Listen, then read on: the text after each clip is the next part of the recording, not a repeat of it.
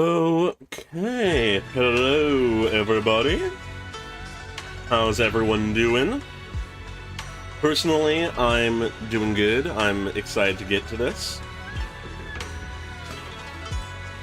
Since last stream's been a little weird, a little uneventful, but, you know, streams are always fun, so I am looking forward to this, as I said. But yeah, not gonna delay things really much at all here. Just gonna get straight to it.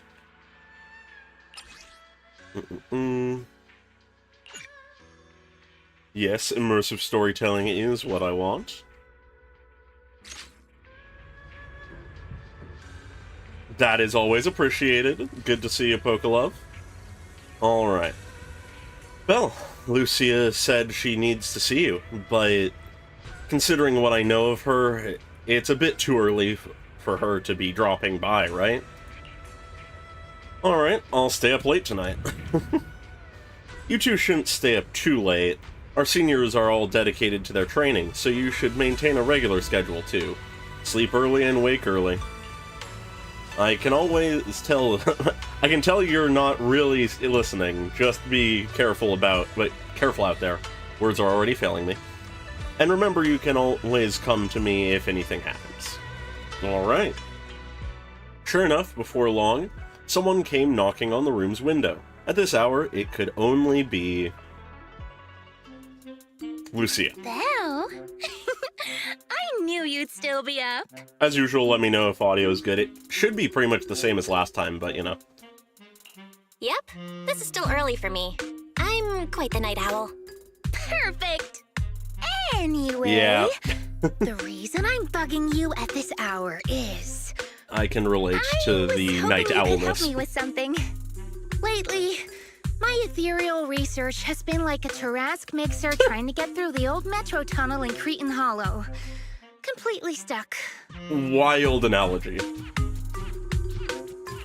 Whoa, that's rough. How are things going before you hit the bottleneck? It was... going pretty well, I guess? I had this plan to turn our lawn into pedal sofas for hollow camping. And Okay. I tried to figure out how the traffic lights on Fawn worked. Oh, do you happen to know, if you tie both ends of a Spectre's cloak into a knot, how does it keep floating? These are truly wild questions. Wait, Lucia, where are all these research ideas even coming from? What do you mean, where? From the Hollows, of course. Just walk on in, run into a couple of ethereals, and boom! Research inspiration! Alright, I suppose that admit, works. These ordinary inspirations are just not enough. The inspirations are not enough? Or should I be asking, what about the other ideas you had before? Roxy, could it be you haven't read any of my posts on Spook Shack? I guess the titles of my posts haven't been catchy enough. If I can't come up with something as attention-grabbing as the fiery serpent, then no matter how many times I write about blast crawlers, people are just gonna get bored and lose their interest in the forum. And when that happens, I suppose. where can I find leads on the night horror? What's a night horror? Some rare ethereal you're interested in? Well, it's kind of a long story. For now, think of it as an ethereal. An ethereal that can enter people's dreams and talk to them. Uh-huh. Wait, Roxy, do you think ethereals can communicate with humans? Unless they're a sacrifice. Probably not. Anything's possible in the Hollows. If ethereals could talk, I'd ask the Fawns why they always flash their red lights every time I walk by. I know what you mean, Proxy. Normally, I'd say this is just baseless speculation and leave it at that.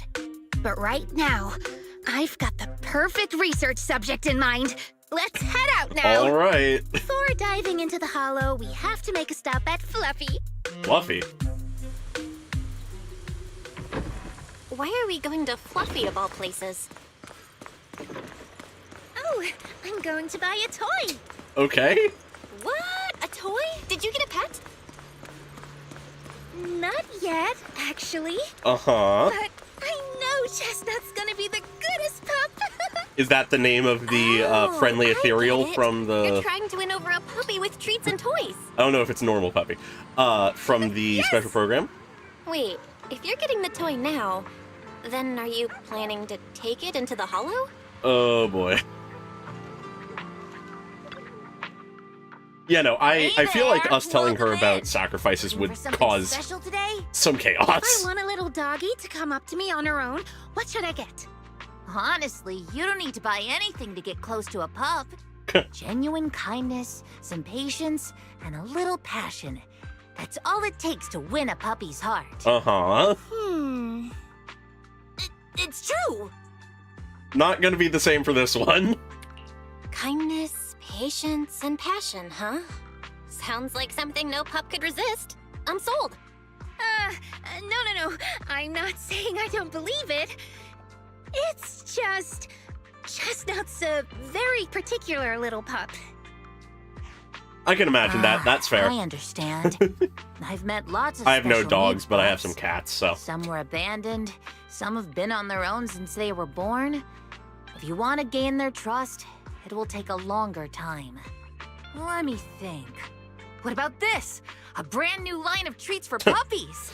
Don't know if ethereals eat the I same packed stuff it as with us. all sorts of delicious Or jerky. dogs. They're super yummy. No pup can resist it. Yeah, I know, the voice was throwing me off a little. Karen leans in for a sniff and she introduces the Sorry. treats. The smell Okay. got me. Oh boy. That's okay. But, I don't think Chestnut would like this. Chestnut is, a bit of a picky eater. Certainly a way to see. describe the diet of Maybe you an want to ethereal. give this one a go. Our most popular toy. It's a battery-powered bird that flaps like the real thing. Our kitties and puppies go nuts for it. Okay. This looks great. But is it sturdy enough? Probably not. I'm afraid not. It's actually designed more for cats, and it's built to be lightweight, so I wouldn't call it sturdy. It should work for smaller dogs, though. Not what Chestnut is. Chestnut's a big girl with a big girl attitude. Oh boy. Oh, that might not work then. Let me think. Oh, if you don't mind something a little old school, God, we do a have cake another for toy the bigger dog. pups. It's actually more of a pillow. It doesn't have any bells or whistles, but it's really sturdy and great for gnawing. It's also infused with a calming scent to help soothe anxious pups. People Okay. can't really smell it, but dogs usually like it a lot. Oh, this is adorable. Though, I'm not sure if Chestnut would care much about the scent with her sense of smell. So Finally Chestnut starting to is catch on a little bit. Picky, grumpy puppy with a weak sense of smell? That sounds kind of weird. What's weird about that? Oh boy. Every puppy's different. Chestnut's just got her own little quirks.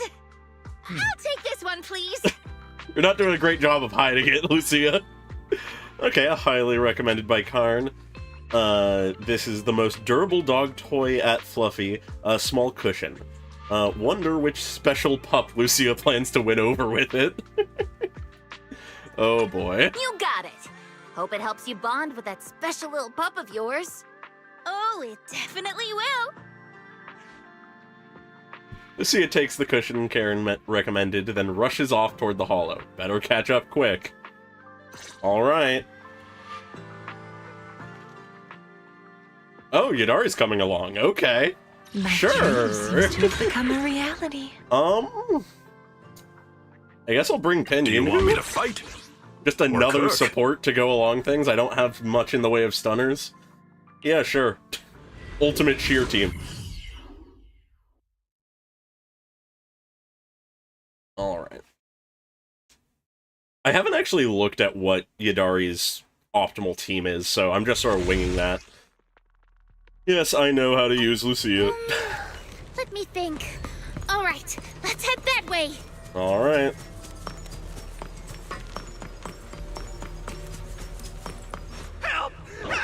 Oh boy, time to help someone. Okay. Oh. Strange. This place was Yeah, nice and no, quiet last time I was that was an here. interesting way to learn how to play There Astra. weren't as many ethereals back then? Very glad that they don't do that anymore. Not exactly. Well done. Thank I need goodness to you not guys go are as here. hard in the fights. I was this close Get all to the being dialogue. killed. That sneaky little hottie totally set me up. Oh? Huh? Which hottie are you talking about?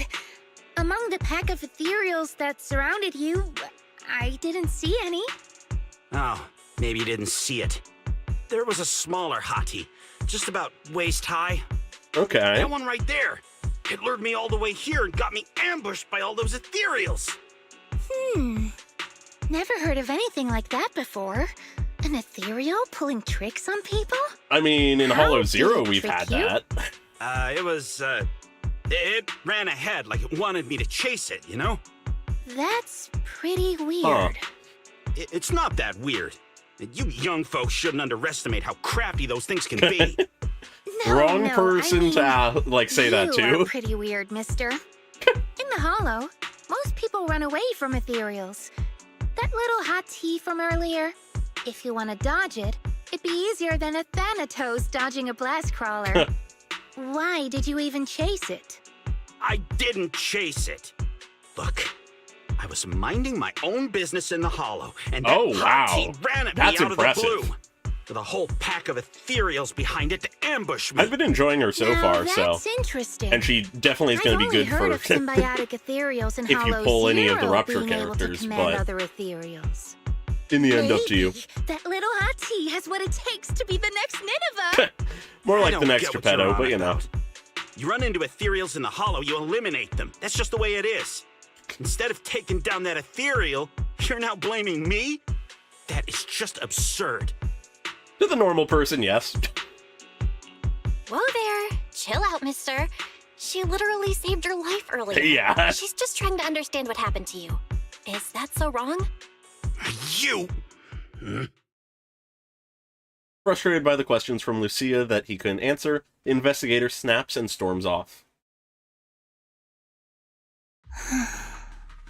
Roxy, do you think I'm absurd too? Okay, we're getting into this now. Nice. What do you mean? You've always been a little absurd, no? Just kidding. I've gotten used to your unique way of thinking. Ethereals are dangerous, sure, but that doesn't mean strangers are any safer, right? Fair. I knew it!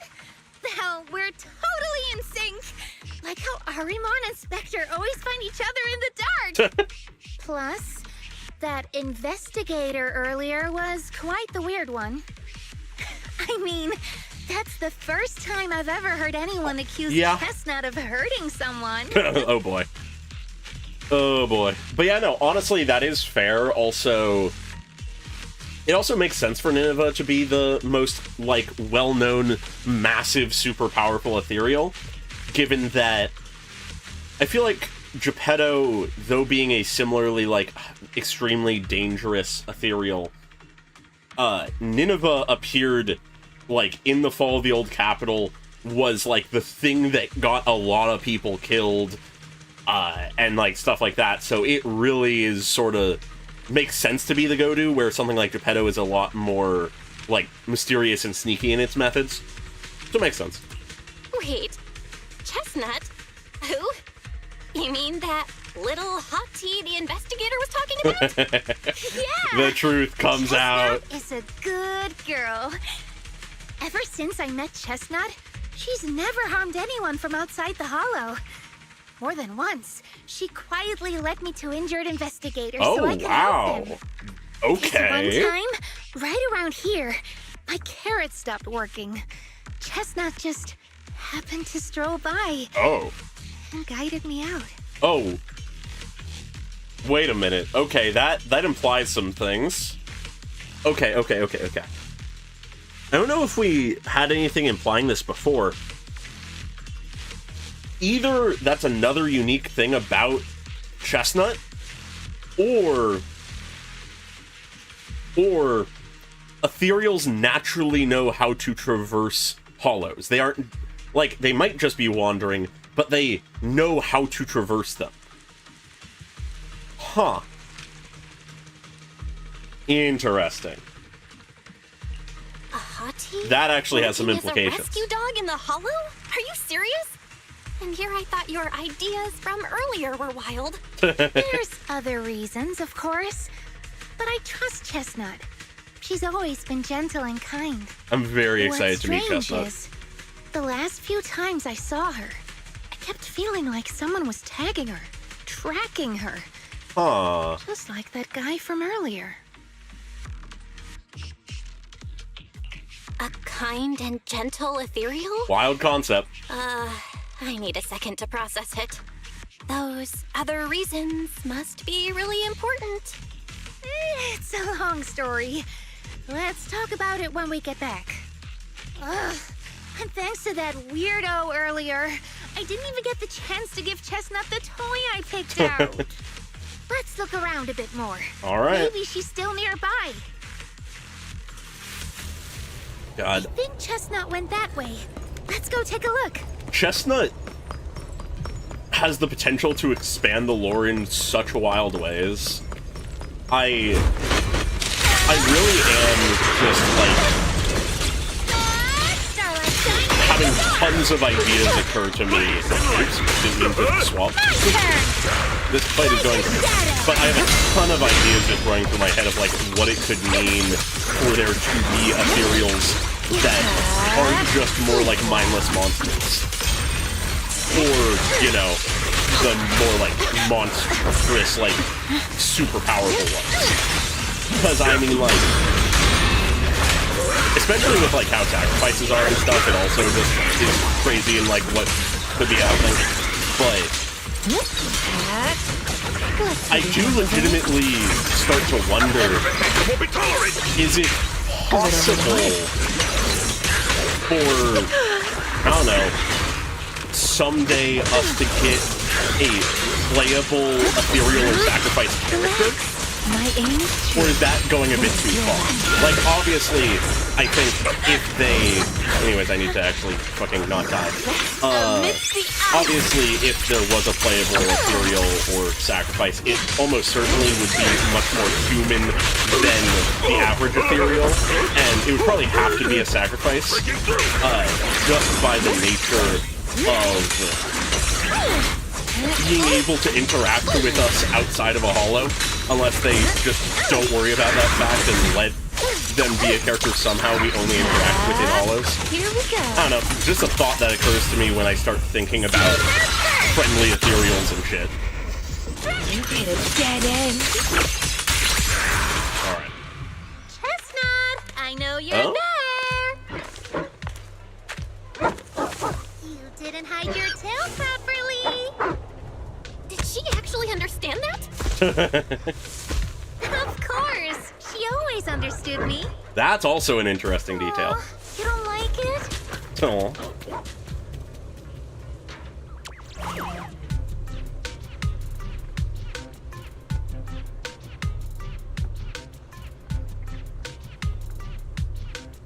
Oh, almost certainly if we ever did get a playable, like, ethereal or sacrifice, it would be, like, end game. But just an idea.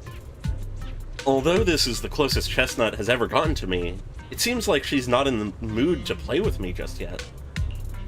Should we head back? Sure. Huh? Because of me or because of Chestnut? But I think I know what you want to ask. Let's talk about it once we get out of here. Alright. It does seem like the player dialogue is becoming much more Genshin-coded in its style of both options being the full sentence, which is a little unfortunate, but... Alright. You leave the Hollow with Lucia and return to Salem Bay. What a shame. What's a shame? You mean Chestnut? Aww. Chestnut still wouldn't take my gift. Do you think that investigator spooked her? Maybe that's why she's being extra cautious today.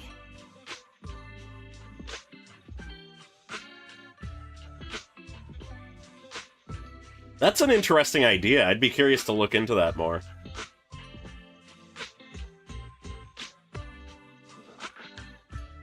Yeah, no, that chicken leg would not last. Well, we can always head back to Lemnian Hollow next time and look for her again. Okay. I hope we get to see Chestnut next time. Oh, right. I promised to tell you why I trust Chestnut, didn't I? Yes, that would be nice. Well, it has something to do with the night horror legend from my tribe. Ah. Long story short, Chestnut is a gift the night horror sent me in a dream. What? What?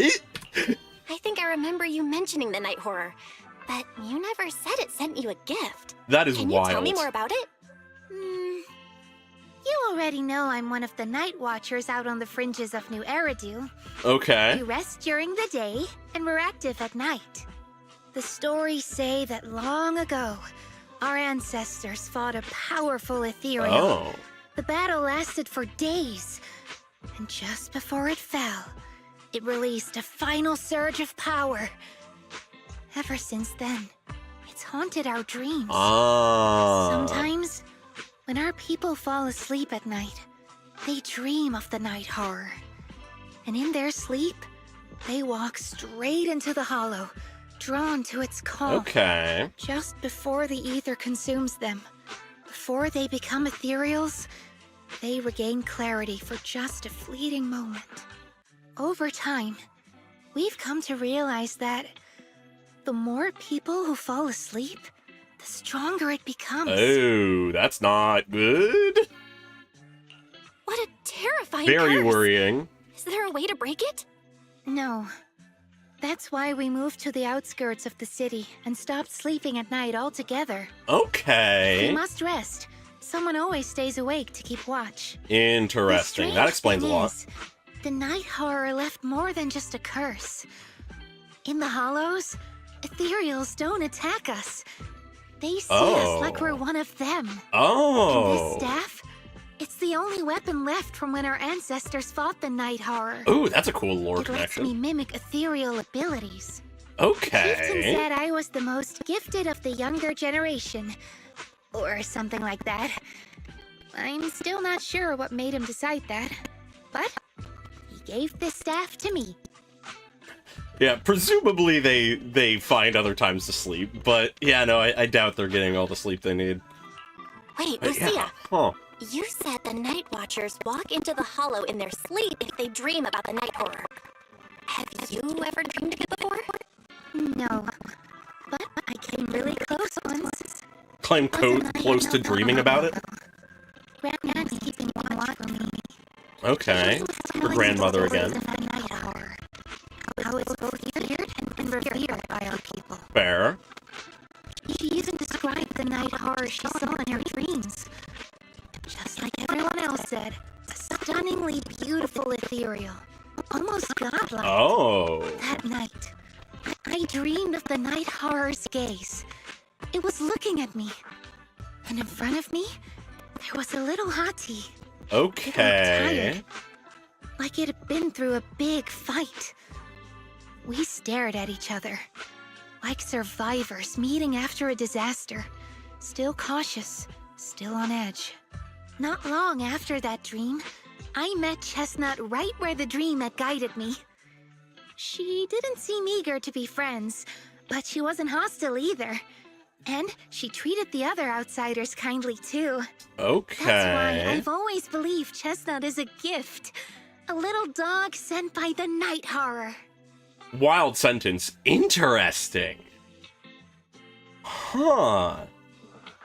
Also really interesting that, like, her entire village of people all are essentially, like, infused with ether in some way by the night horror, that, like, ethereals don't attack them and shit. That's really interesting.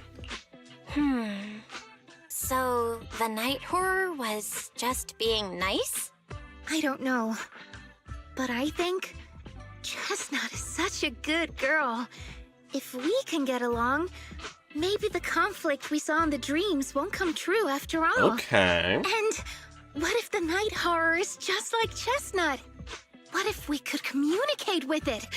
Then maybe everything our people have endured could finally come to an end. Sounds silly, doesn't it? Not at all. I get what you mean, Lucia. It's the Hollow. Who can say anything for sure? There's a lot of wild shit that Even happens in among there. my own people, no one really believes me, Huh. except for Ade and Granny. Okay. Lucia glances out the window. The night sky is beginning to fade.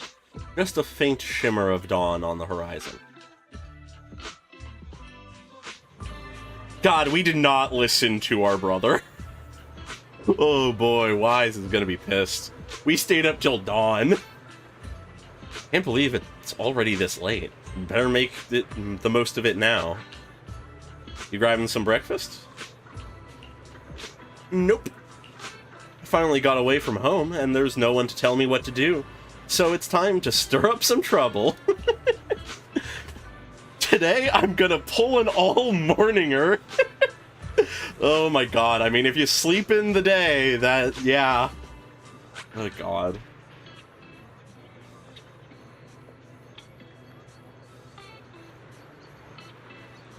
Yeah, I feel like that is something I simultaneously, feel like would hurt a lot, but also I desperately want to see, is Lucia interact with someone who has truly and legitimately lost so much because of ethereals, and to get in a conversation with them. Whether it's, I don't know, pretty much, like, half of the people in, Obel Squad, or, I don't know, like, pretty much half the cast, if we're being honest. But, you know, like, there are some characters that I feel like would have some strong reactions to her, like, opinions on ethereals. Anyways, yeah, you haven't heard? Staying up early in the morning can really mess with your health. I used to think that it was just something only Night Watchers had to deal with. But later I found out that whether in the Outer Ring or Wi-Fi Peninsula, everyone looked just as lost and lifeless in the morning. People sleeping standing up in the cable car, some stumbling into Bangbu charging stations with their eyes barely open, others drifting into herbal tea shops asking for coffee. Clearly, they're all taking damage from pulling these early morning hours. Oh god, does she know? Actually, it's because they stayed up all night. Really? They just need to get some sleep in the morning, like Grandma told me. Besides, I clearly remember, Belle, when you wake up early, you also... Wait, we're getting off track. It's actually about Chestnut. I heard that people often take morning walks with their pets along the beach at Salem Bay. Should we go check it out? I want to learn how do others get animals to like them.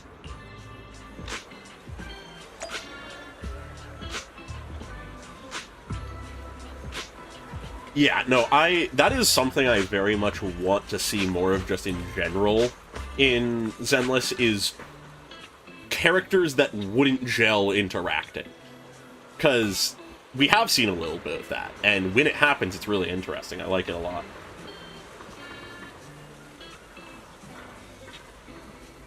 Yeah, no, totally. Like, a lot of the visuals of her EP are making a lot more sense now, just like with that amount of information.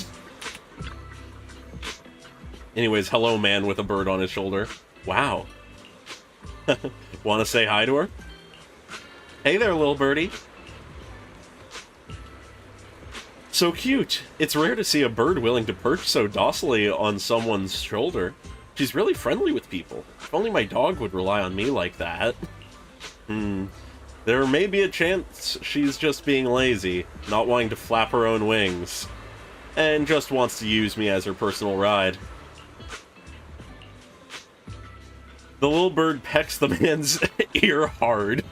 After the man begs for mercy, the bird gently nuzzles her beak against the side of his face. Wow, you two really are close. I get it. Animals can be moody sometimes. As humans, we need to be good at having patience. but also sees the right moment to create opportunities for communication. That's right. I trust she won't hurt me, and she trusts I won't hurt her. Everything else is minor. Though, honestly, this one did hurt quite a bit. Ouch! I get it. I trust that Chestnut won't hurt me, so next time if she ignores me again, I'll say something to make her angry. When she gets mad enough to bite me, I'll apologize.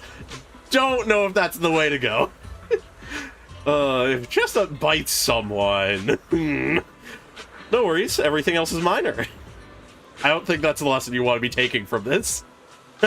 Exactly, it's just a little dog. What trouble could your Chestnut possibly get into? Oh no!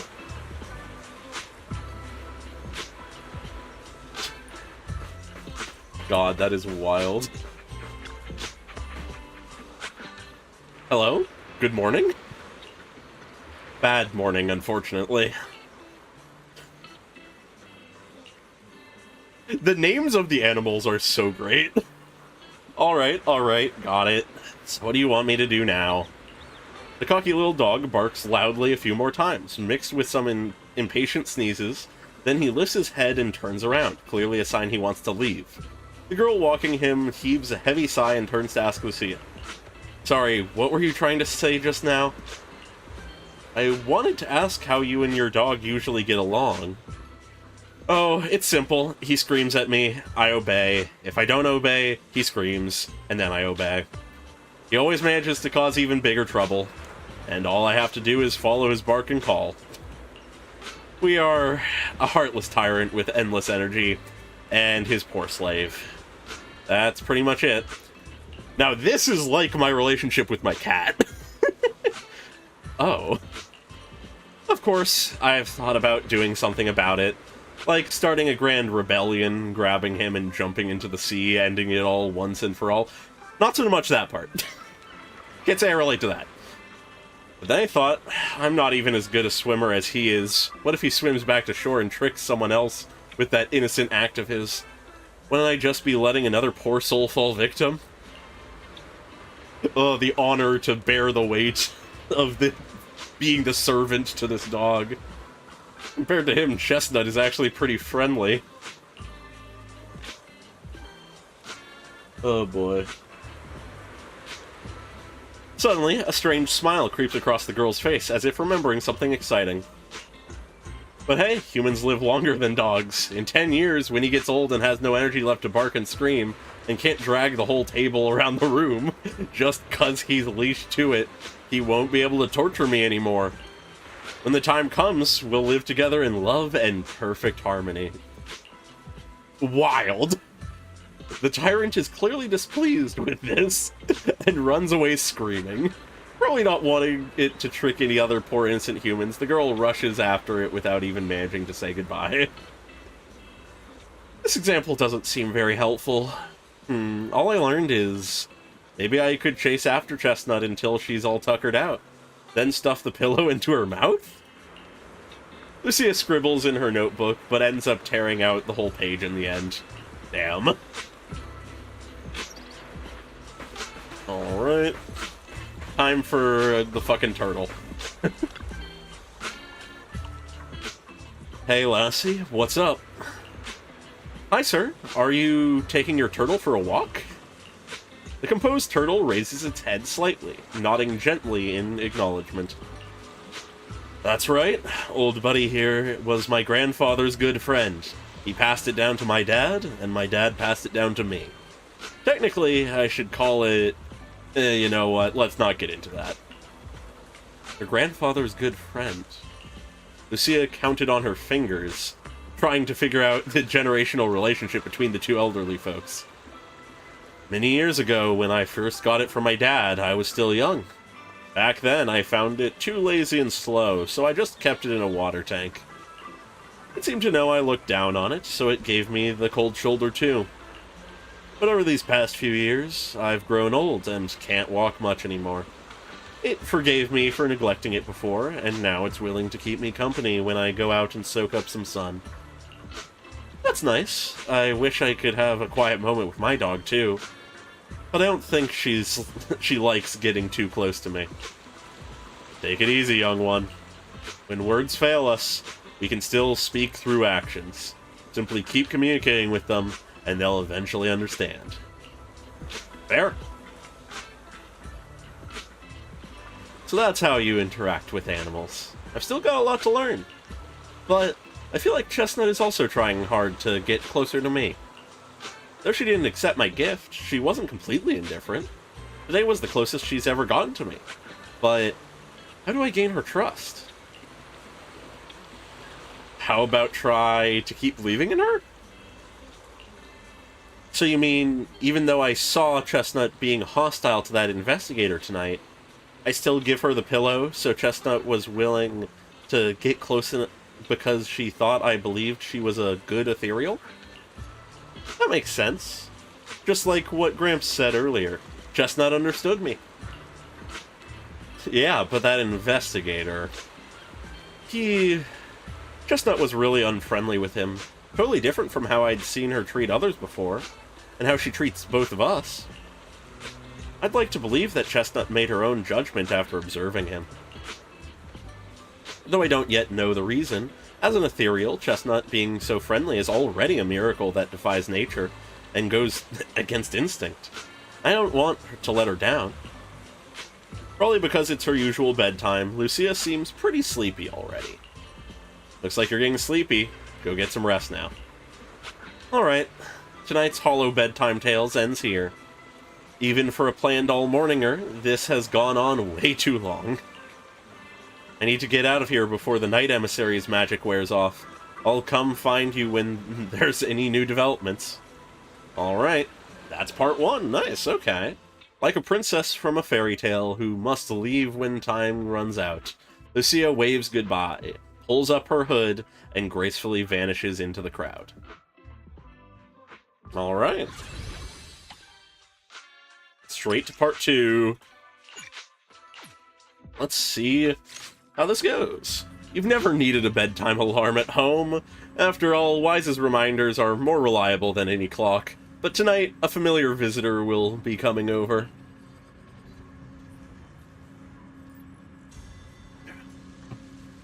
Lucia sent a message, but it didn't really explain what's going on. I'll ask her when she gets here. I can ignore Wise's curfew and stay out late having fun again. Oh god, our sleep schedule! As promised, your midnight visitor arrives in the dead of night once again. Belle! Okay, seems like things aren't going great. What happened? Don't panic. Take your time and tell me slowly. It's the Night Horror. Oh?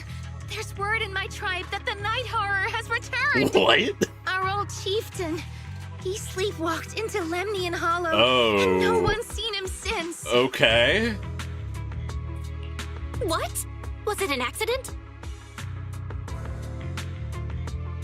Lucia falls silent for a moment, A few still days trying ago, some people came to speak with the chieftain. to gather her thoughts. They asked if any night watchers would volunteer to sleep at night so they could follow the sleepwalkers into the hollow and find the Night Horror. Oh, okay. They promised they only wanted to learn more about the Night Horror's powers, and if anything went wrong, they'd wake us right away. But for everyone's safety, the chieftain said no. Not long Okay. after, people overheard the chieftain arguing with someone loudly. Huh. That sounds suspicious. Do you think those people were involved? Since they got turned down, they forced the chieftain to sleepwalk? But they left right after they spoke with the chieftain. No one saw them return or sneak into the tribe. It Okay. looked like the chieftain just began sleepwalking because of the Night Horror. And following the fate of all night watchers, returned to the Hollow's embrace. Huh. Something's definitely off here. Yeah, very much I've so. been carrying the staff he gave me, and I still remember his words. He's the one who gave her the Maybe staff, all okay. night watchers will eventually embrace their fate, sleepwalking back into the Hollow and becoming one of the ethereals. But until that day comes, we live as people. We live our lives to the fullest. Hell yeah. So if That's a good anyone took philosophy. away the chance of him living his life to the fullest, even if it was the Night Horror itself, I need to know why. Fair. Alright. Once again, we got the squad. My dream. Just gonna do what I did before. It Man is worked well iron, enough. rice is steel. I make a... And presumably it's a pretty ideal team. Not perfect, but ideal.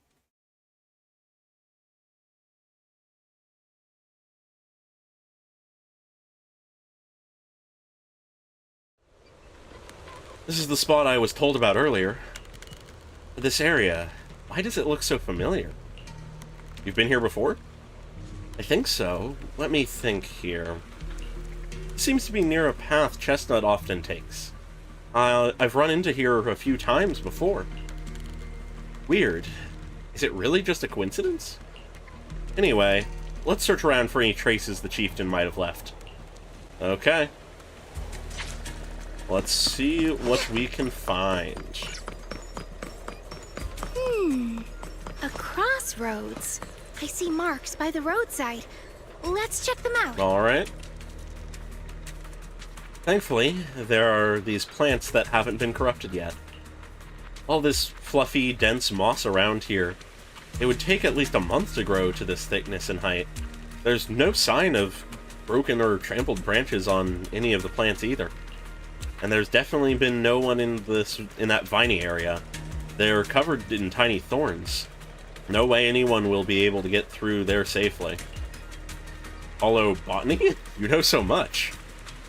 This isn't the right way. Let's go look elsewhere. Okay. I've taken a look. There are indents from fiery serpent explosions, footprints left by Huskarons, imprints from Farbautes, great shields, and marks carved from Archivore set down... when Archivore set down his legs nearby. But no signs of humans. No neatly dressed investigators, no barefoot hollow raiders, and certainly no shoe-wearing ethereals. Nothing. How can you tell all that? Yeah, let's check out another spot. Okay. Last one. These look more reasonable. Lucia carefully examines the footprints on the ground. Hard to believe we almost missed such obvious clues. Should be this way. Do you want to take another look? Are you sure it's the chieftain? Well, to be optimistic, I think these look like footprints left by members of the Night Watcher tribe searching for the chieftain after he went sleepwalking and disappeared. Besides, this area is usually deserted, yet there are multiple sets of footprints, all fresh and undisturbed by ethereals. Even if it wasn't about the chieftain, we should still check it out. Alright.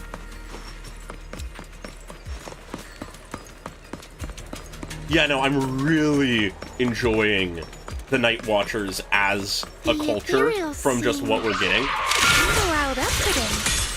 Huh? How do you know that? They all look the same to me. See the glow around their cores? It's shifting fast. Much faster. About 20% quicker than usual. Okay. Whoa, you can tell? That is impressive. Benno, very much just additional lore about cultures that aren't just the normal, Later. like, Actually, new know this Eridu ethereal? ones are really appreciated. Did the chieftain? Oh, that'd be rough if that was the case. But if the chieftain had turned into an ethereal, he would be a far stronger one than this. I'm loving this thing's attack pattern. Anyways, I am so good at dodging, trust me. Go chieftain, I guess. High-rank ethereals never get along. So if one is flexing its muscle here, it might actually be good news for us. Yeah, I can see that. Following Anyways, what you just said. I am so not And if used you're to calling it good news, Yadari's it's good animations. news. I do not have her dodge timing as well. Yep. But first we need to deal with this little troublemaker. It's being a menace. Oh boy. This is a wild enemy. Yeah, I'll just take that hit. Don't worry about it. The next page is the ending.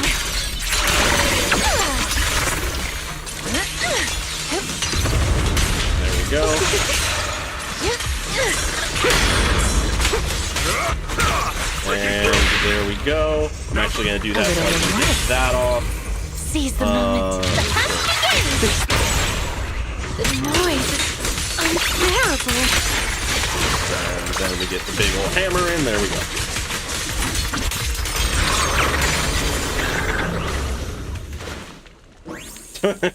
I feel like the Onis have it worse off, given that the Night Watchers still exist as a distinct culture.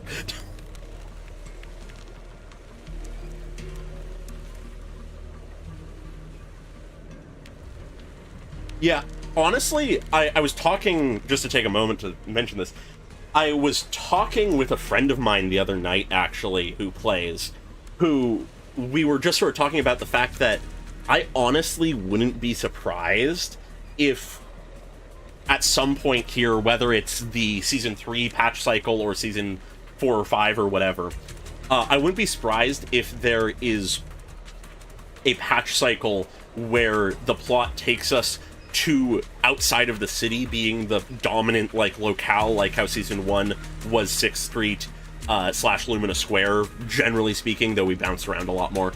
And obviously, Phalium Heights / Wi-Fi Peninsula is the area for Season 2. I wouldn't be surprised if there's a, like, season that goes out of the city, and that's where we can get a lot of lore about, like, the Onis, more about the Night Watchers, potentially, more Outer Ring stuff, as well as just entirely other things.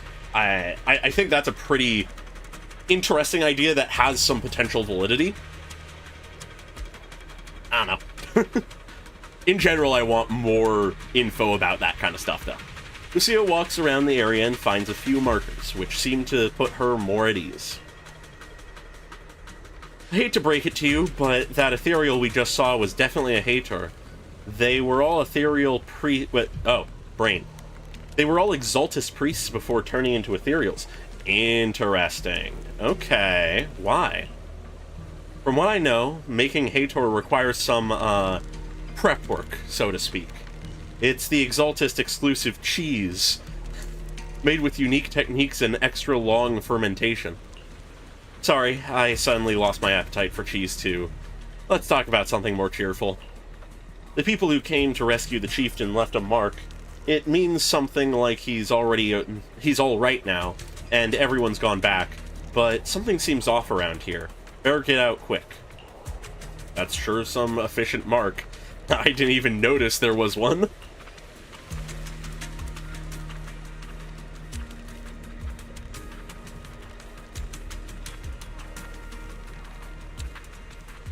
Yeah, I mean, I feel like we have enough, like, out-of-city cultures between the Outer Ring, Onis, now the Night Watchers, stuff like that, as well as explored lore and characters, that I feel like it's pretty reasonable for us to have a major focus on the Outer Ring and stuff again. I mean, just Billy alone, I feel like, merits it. Anyways, sometimes Night Watchers encounter some troublesome situations in the Hollows. To let our kin know about our predicament, we've established a unique and comprehensive system of markers. The message left behind this time, it matches what I felt. So, should we head out now? Or take a look around? Yeah, I have this faint feeling that something is making the ethereals around here restless. Look carefully. We might find something good. And I haven't seen Chestnut today. Ugh. What I mean is, since the chieftain is fine, we should continue our previous research until we get new information. If I remember correctly, there should be an ethereal around here that'd be perfect for research. That would be Chestnut, right? Yep. Well, there's Chestnut! Lucia keeps scanning the surroundings, wondering why the ethereals are acting so strangely.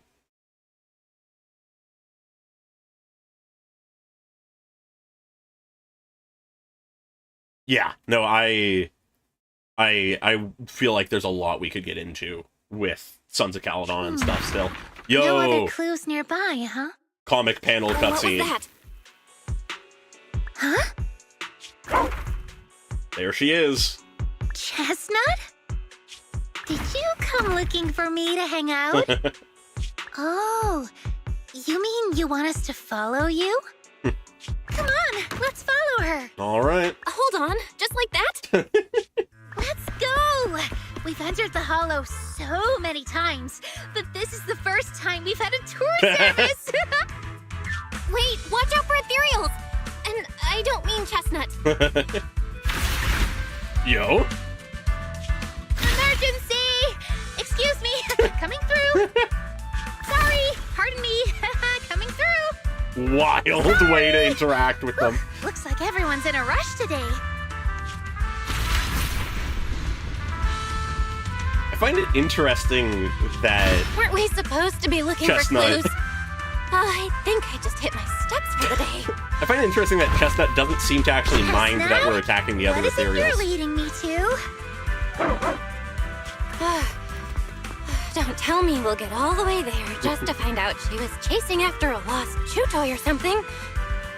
Are we finally here? We are still not in shape. That's... Kieran? Oh. And what's that beside him?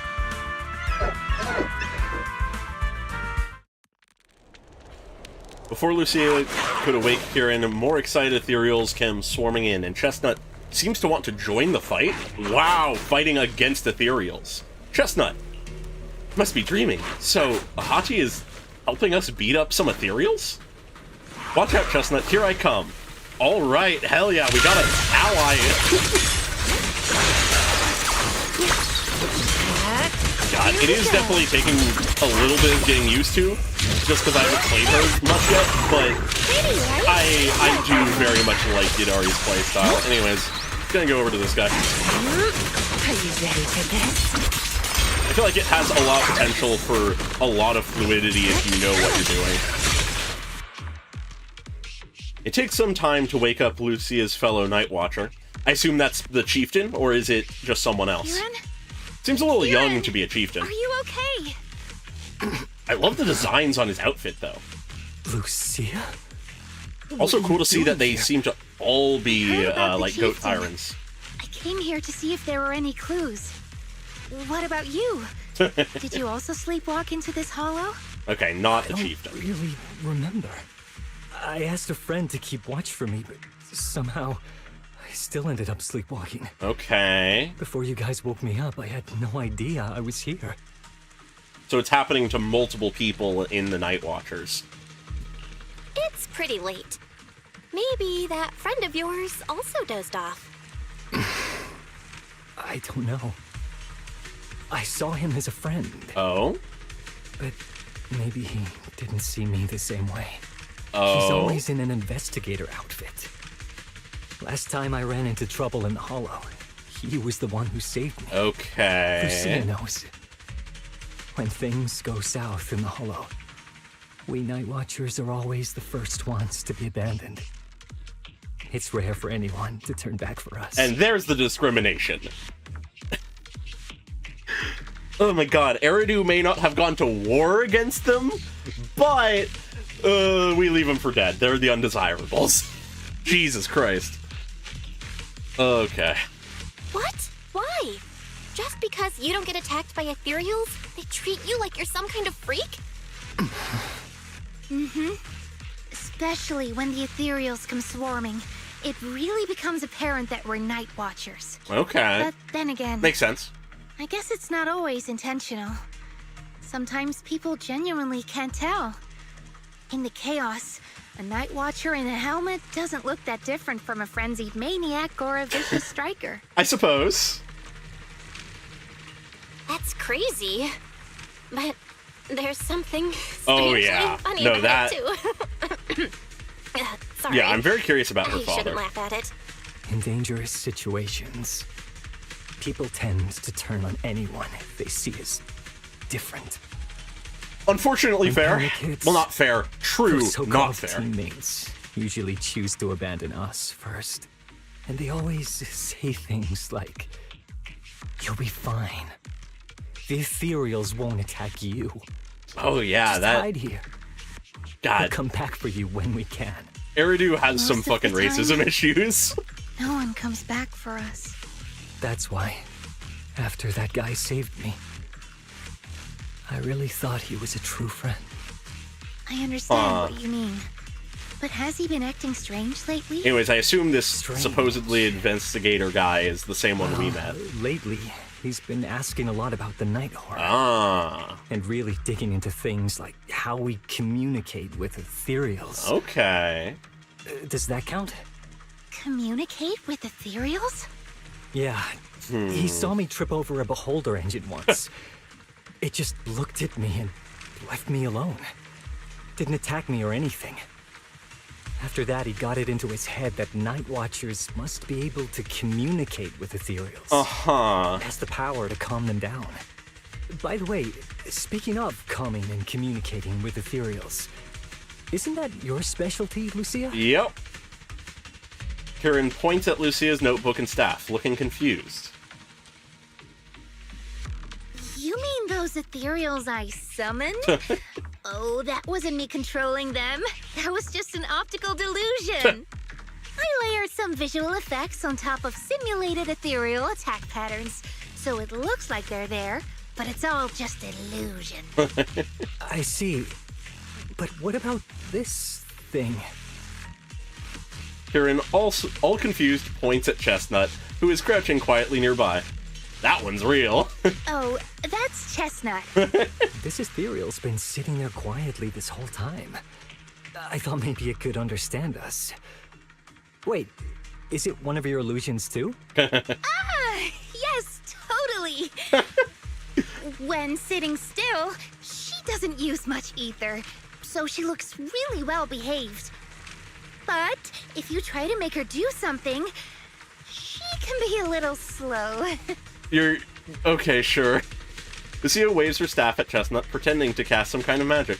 Chestnut instantly starts wagging her tail and puts on a show. This Aw. illusion isn't doing very well. I'll have to practice more later.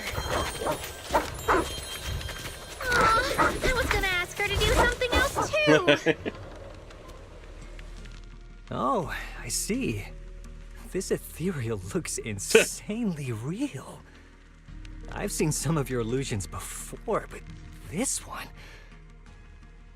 Seems like you've improved your skills again. Congrats. Yeah, definitely. I guess so. Thanks. But even with the staff passed down in our tribe, you still can't really control ethereals. I suppose not. Does that mean what the guy's after? Controlling or communicating with ethereals was never actually possible in the first place? Not with our current understanding. Manipulating the ether environments to control ethereal behavior isn't totally far-fetched. Take Geppetto from Hollow Zero. We actually mentioned It could even command other ethereals to launch ambushes. I appreciate that that gets But this mentioned. strange device here, I doubt it can pull off anything close to what Geppetto could do. Yeah. If we're talking about massive symbiotic ethereals like Geppetto, then yeah, it could definitely manipulate the ether environment in a large area. But I feel like we don't really need something that extreme to influence ethereal behavior. Okay. If we just want to change how ethereals behave, then maybe suppressing or stimulating their ether activity levels could do the trick. As expected from our Oh, yeah. ethereal expert. I would love if they Have were you able seen to anything talk like that shop. before? No. But the ethereals we encountered earlier were unusually agitated, as Okay. if they'd been provoked by something. Do you think it could be because of this device? And don't forget the chieftain's disappearance. Yep. Probably What not a if good idea to someone's forget using that. the Night Watcher's abilities to try and communicate with ethereals, or to test how much they can control them? Are you saying that someone's been experimenting on us? That's worrying. Using our ability to sleepwalk our lives? For research? If you look into history, that's right. not too far They off. probably want to exploit the Unfortunately. Night Watcher's abilities to locate the night horror and research how to communicate with ethereals. This theory actually lines up with how we've been treated during Hollow joint operations. Really? But it's just a theory for now. We shouldn't jump to conclusions. We need more leads, like figuring out what this strange device actually does. Okay. Yeah, we need Posted Unagi on this what's going on stat. back in the tribe. With that promise, Karen takes his leave. Weird little thing. Belle, come take a look at this thing. An ether amplifier. Okay. Also, I just had a thought with that whole conversation just now.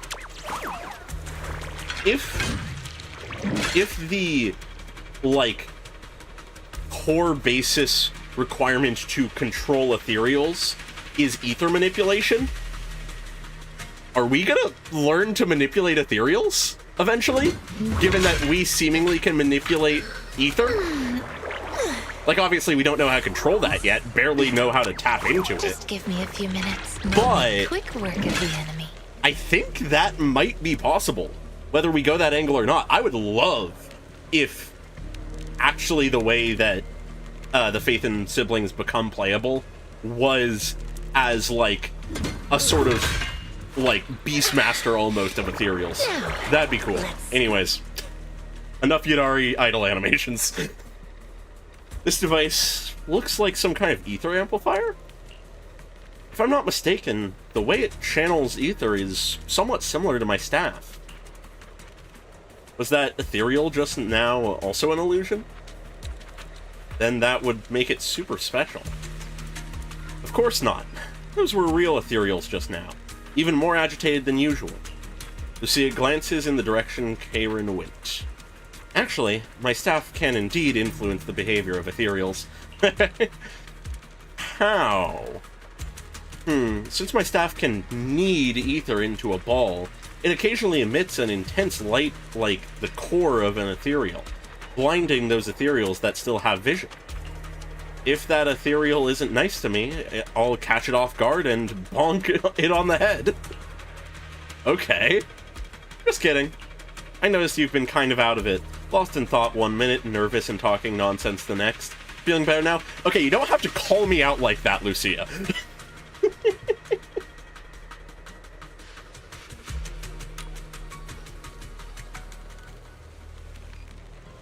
Yes, no, that's where my mind has continued to go more and more, the more we've learned about both Helios Academy and the Exaltists, is though they may not be the same people that are behind both, they are probably not that different from each other in, like, what they were doing. Alright. I noticed, I already said that line. Let's talk about this machine first. Looks like it's what's making the ethereals around here so restless. Chieftain's sleepwalking and Karen's blackout, they're probably connected to whoever put this thing here. But who could have done this? The person behind it all. Could they also know about this staff passed down from our ancestors? Wait, looks like more ethereals are coming. Okay, you and Lucia turn toward the source of the sound. A familiar figure comes into view. Chestnut is back, and brought along the cushion from before. Nice. Chestnut? Wow! You like this pillow, don't ya? Thanks so much for today. Will you come play with me again next time? I do appreciate these, like, pseudo Yes, she'll come cutscenes. too. It's a promise then. Who will come to? Me? They work, I feel like, It was nice meeting you, Chestnut. as a good way to sort of break up the other kinds of cutscenes sometimes when they aren't willing to / have the time to do the full crazy cutscenes. At Chestnut's enthusiastic invitation, you pet its head and tail. It's just as hard as you imagined. What the... And you can feel the violent ether flowing through its body. But this violent ether formed such a friendly puppy, it's truly fascinating. No wonder Lucia always wanted to find a way to coexist peacefully with ethereals. After you and Lucia spend quite a while playing with Chestnut, you reluctantly say goodbye. And return to Phalum Heights. Alright. The power of rewinding the VOD. Dawn approaches. It's about the time Lucia usually leaves, but she seems to be deep in thought about something. What's on your mind? Oh, it's nothing. I was just wondering why the chieftain chose to give me the staff. If a That is a family good in question. Eridu had been holding on to a secret weapon, You'd expect it to go to someone powerful. Fair. Someone who could last the longest in the Hollow. Or someone who's best at taking down ethereals, right? Not that the Night Watchers believe whoever slays the most ethereals is the strongest, but I don't exactly have any other qualities that stand out. But you really know the ethereals, and you really know the Hollow. But you really know the Hollow. This staff marks the first time the Night Watchers truly connected with the Hollow.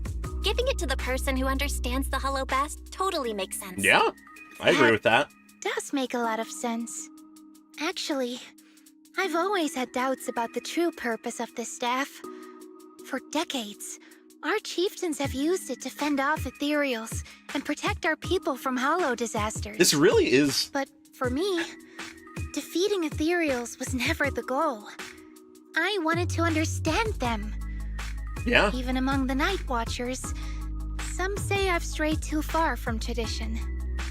Yeah, all this talk of how, like, many generations and, like, her culture has existed and stuff, it brings me back to one of my earliest questions, setting-wise, which is how long have Hollows existed?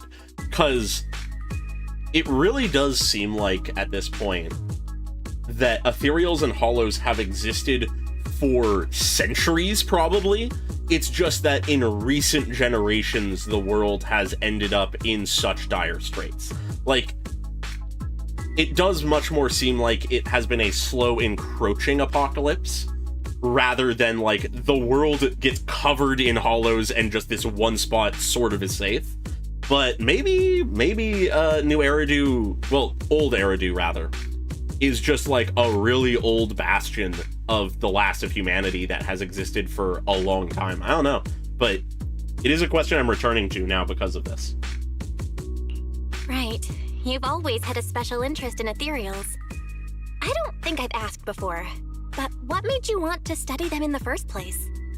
Ethereals. Some are born from the Hollow itself. Some are the continuation of life in the Hollow. Some of them feel like projections of who we are in the Hollow. Really? Others are quite literally the people we once knew. Yeah. I keep wondering, when someone is corrupted and becomes an ethereal, when they lose their sanity and identity in the Hollow, is there really no way to bring them back? Fair question. If we see the Hollow as our enemy, then it's nearly invincible. No matter how strong you are, I don't think anyone can wipe out every last Hollow. But if one day we could uncover all the secrets I didn't realize of the we actually had a ethereals, date like that. or I must if the have forgot Hollow that. itself could answer us, then maybe there's still a chance to bring our lost loved ones home.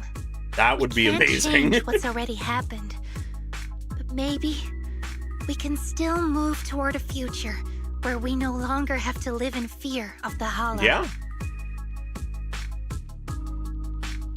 Maybe.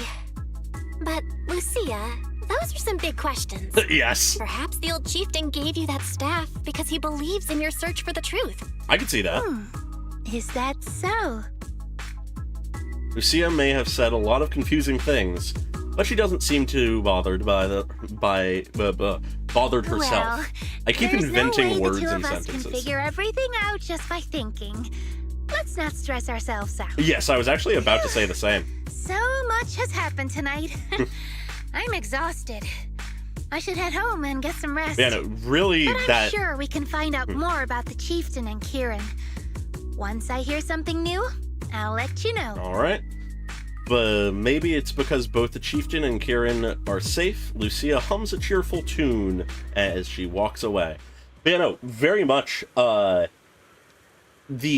like, goal of the Exaltus, seemingly, is one that on its own is sort of just a more extreme version of a legitimately, like, good, like, idea, which is how can we, like, how can humanity flourish despite the existence of the Hollows?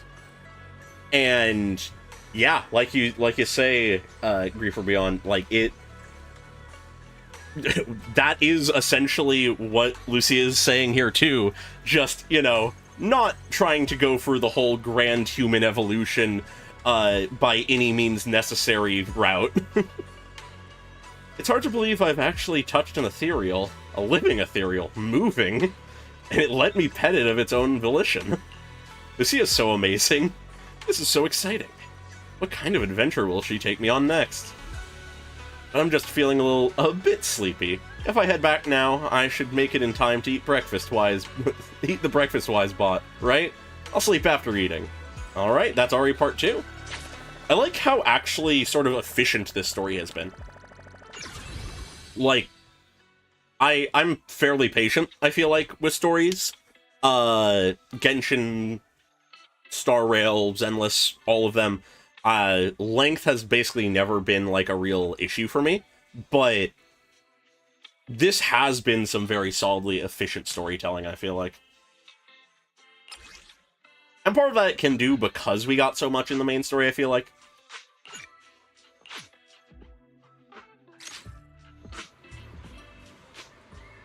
While wandering around Phalum Heights, you run into Yadari. Now this is a rare visitor. Okay, Yadari's actually showing up. Lucia said she had something super amazing to tell us tonight, so she asked us all to meet her at Mystic Wares. Alright, are more Spook Shack members coming involved? But before she could say a word after rushing here, she got some message from someone called Kieran, and just left right away. Yusa and the others were also completely confused, but since their families were waiting, they headed back home. So I think you might know what's really going on? I do. What else did she say? If you know about it, then I can rest easy. Lucia says she and Chestnut are waiting for you and wants you to meet them at this spot. Yadari hands over a page with notes, clearly hastily written and torn from Lucia's notebook. I'm on it. Let me tidy up real quick. I'll be right there. Let's wait until you get back. Then you can tell me what really happened. Whatever she ditched us for had better be worth it, or else she's going to have to treat us to Yum-Cha Sin at the very least. You sound kind of like Yuzuha when you said that. I cannot hide anything from you. We'll wait outside the hollow for you to bring Lucia back. But who is Chestnut? You know, whenever where we go. Meeting you am streaming something that has already been out for a few days, I obviously avoid spoilers, but I do tend to look up roughly how long the story is, just to sort of, you know, judge the rest of my, like, night, basically. And I was surprised that this was as short as it was, but it doesn't feel rushed, which is nice. Look, our little guide is in position. Apologies for not dubbing the animals. I am not willing to do that. You're so smart. No matter how many times I look at it, this whole thing feels so weird. Belle, what are you muttering about? We're deep in Lemnian Hollow now. Even I've never been here before. If that investigator really is hiding here, plotting something, I wonder how Kieran managed to track him down. Never mind that for now. The terrain around here is pretty tricky, so stick close to me. And our guide, Chestnut. Chestnut seems particularly excited. Seems like she was pretty happy with that hollow adventure last time. Okay. Let's just follow Chestnut. Whether it's the suspicious investigator we saw earlier, or... Chestnut should remember their sin. Yeah, no, you are very right. Spook Shack is shockingly optimized. You should totally train her. Chestnut left a claw mark here next to some scattered documents. Not bad, Chestnut. Some markings really help. To be honest, if someone can spot those claw marks, they probably wouldn't miss these documents either. Oh, I get it. Lucia's trying positive reinforcement dog training. Wait, what's written here? It's about Chestnut. From a reliable source, a smaller than average hottie, usually active in the Timesworn Hills area. After repeated observation, it can be confirmed that the target displays affection and almost no hostility towards non-ethereal beings. It appears that communication with the target is possible. Chosen as the research subject, the capture plan is as follows. The document is vague, but it's almost certain that they're all about Chestnut. Heck, some parts even mention Lucia. Just as I thought. That person was after Chestnut from the very beginning. We need to find them quickly. And what does reliable source mean? Could someone be feeding them information about Chestnut? Alright, concerning. I'm curious who their source is. It could honestly be a lot of people. Plenty of people I could imagine would have motivation to, like, essentially guide, research into friendly ethereals. But who would know about that is the question. A phone that was left behind in a hurry, damaged, but not fatally. What the? It looks like that person's phone. Should we check it out? Oh yeah, no. If they hurt Chestnut, they're going down. God, Spook Shack and Scooby-Doo comparison is wild, but fair.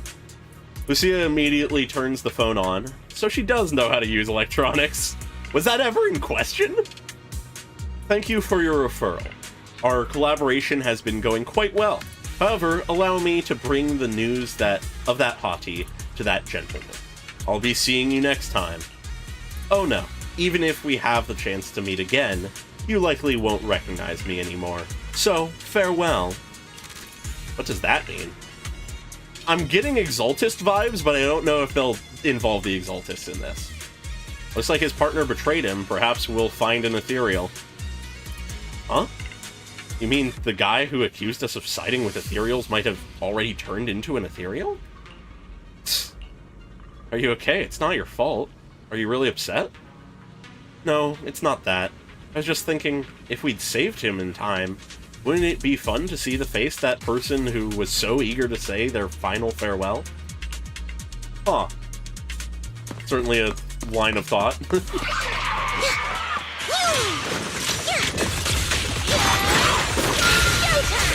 Alright.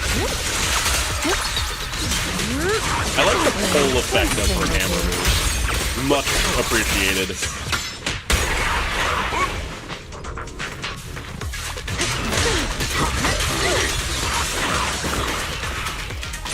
Bing bonk. Alright.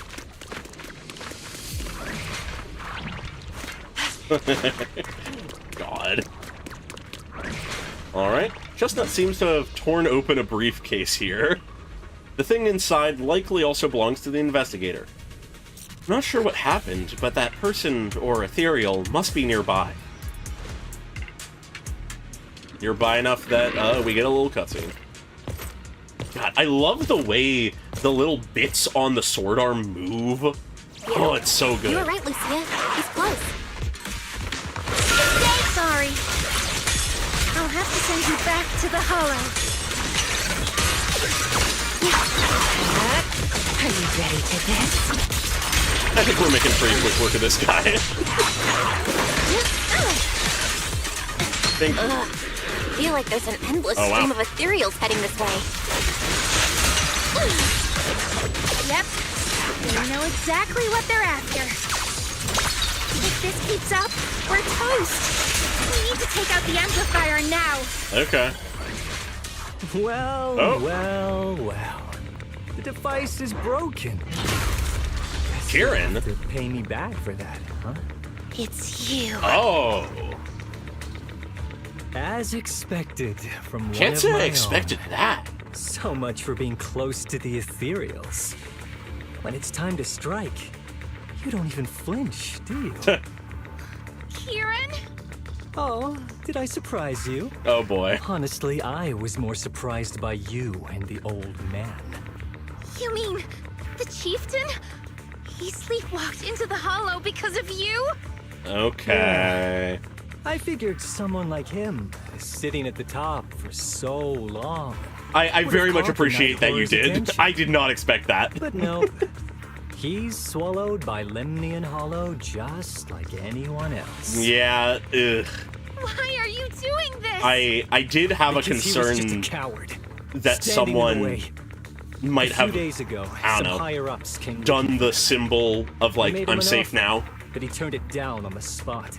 When I confronted him about it, he acted like he was some righteous hero and told me off like I was some kind of traitor. Rather than trying to speak through lines, I'm just gonna pause for a moment.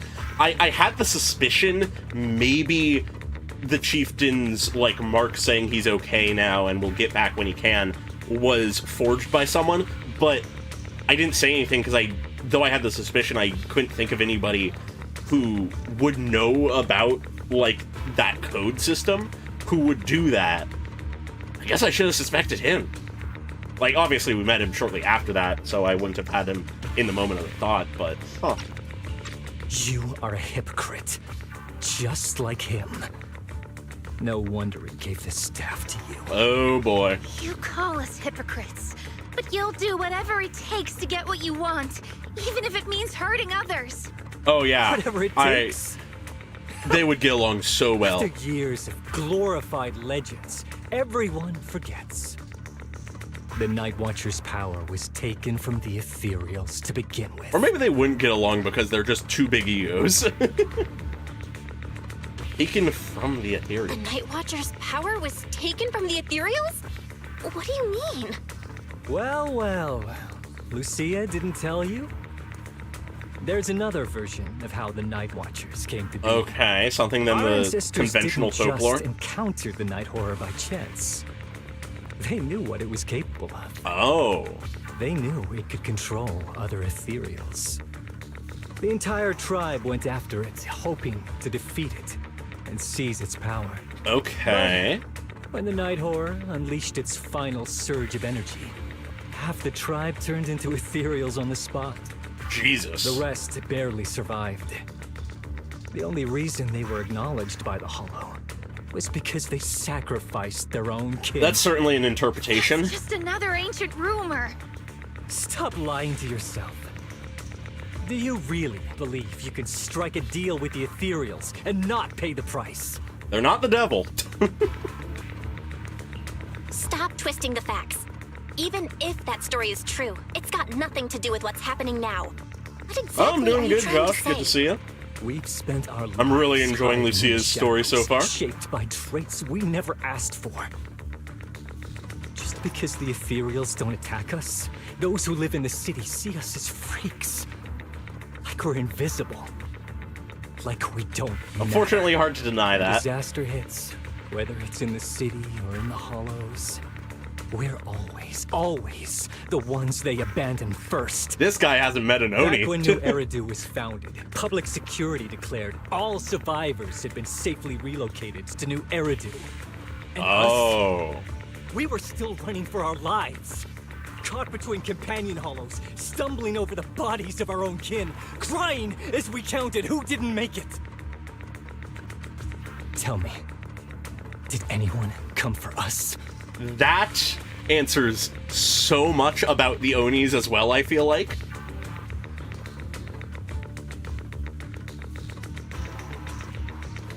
Interesting.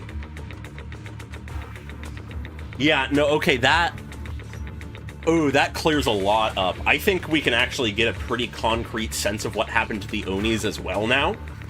Because I feel like it's safe to say the Night Watchers, obviously we just had explained what happened to them in the, like, fall of the capital and stuff. Presumably something similar happened to the Oni. And I wouldn't be surprised if it happened to other Thyrans and stuff like that.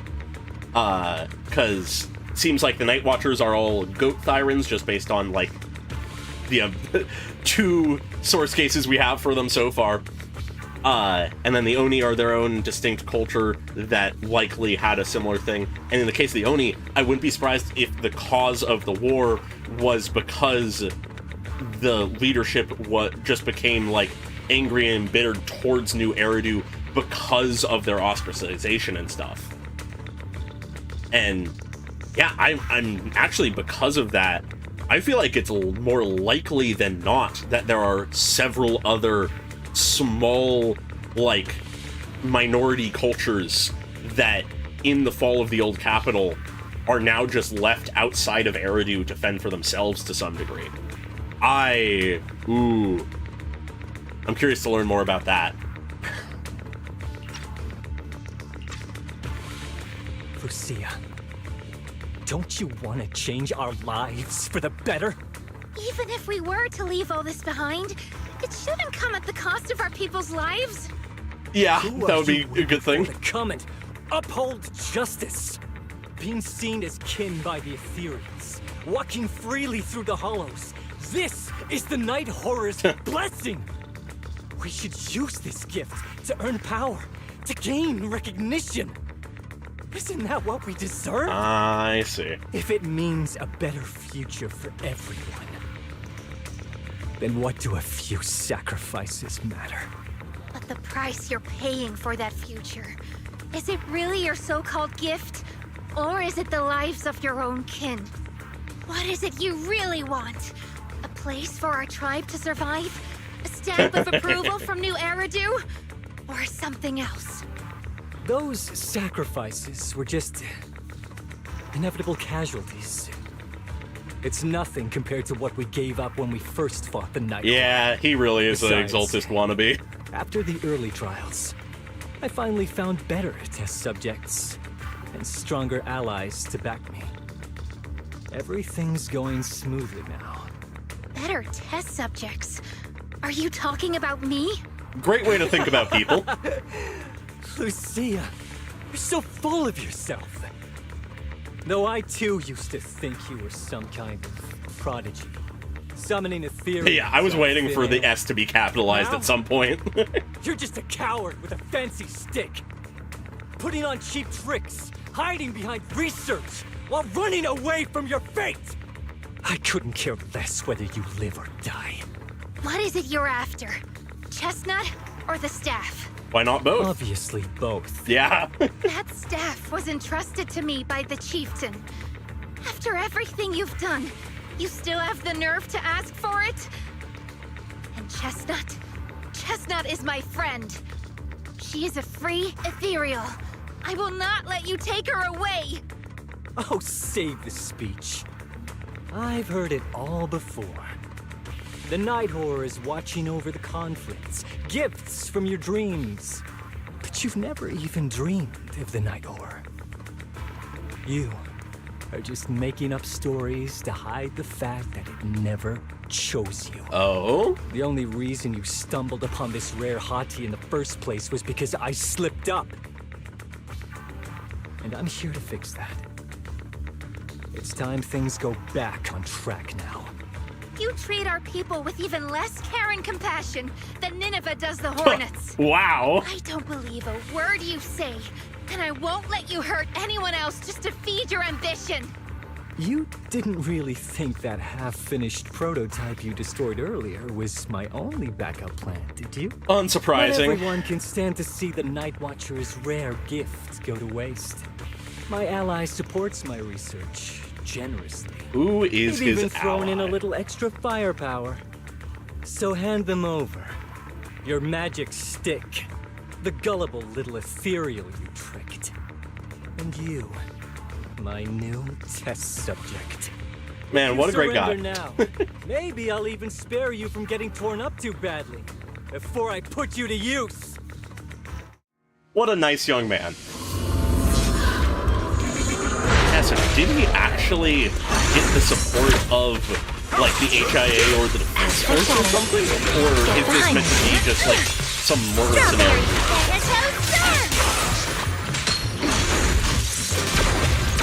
But this is very much a military man.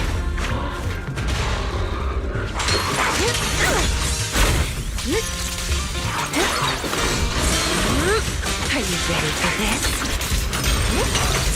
Wait.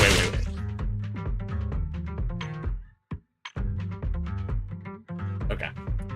It's playing her fucking EP song!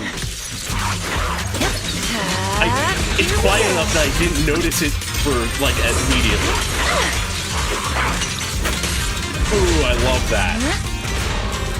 Yeah, it's becoming a bit more now. A little reward. Don't worry. I love that as a touch.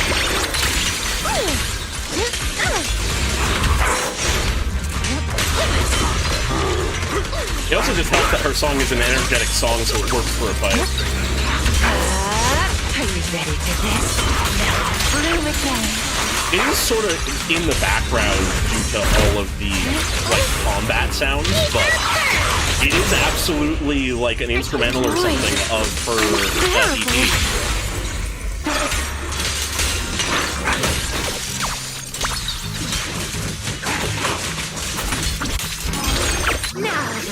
I do sort of wish they would do what they like used to for these, of like actually custom songs for the like final section of like the agent stories. Like the staff but didn't make you stronger. I will very much take to this. Me. I won't allow you to disgrace the relic of my ancestors. Says the man who is sacrificing his people. Chestnut. I will never give the staff to you. Ooh, what's this song? Instead of using it to hurt people or treating it as a bargaining chip, I would rather use it to make new friends in the hollows. Yeah, Which one's the real one?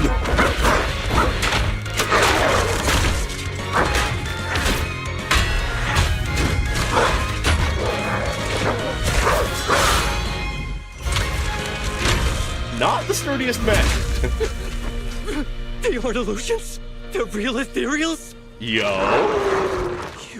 You're a monster! That is an awesome shot. See? The hollow has answered my call. Yeah, I barely even processed that those were, like, properly summoned ethereals. Huh. Maybe. But if you were Assuming really it isn't a blessed trick. by the night horror, how'd you end up being defeated by a freak and a little Mother of heartbeat? Hotties. I underestimated you. No. What you underestimated was what you kept talking about. The gift. You always saw our abilities in the Hollow as some kind of superior gift. And you see the city people as enemies who abandon us. And when it came down to it, you forgot that we've been acknowledged by the Hollow and chose their machine instead. I was only borrowing their power. Most people see ethereals as enemies. But when you try to exploit their power and get burned by your own betrayal, it's hard to play the victim then, isn't it?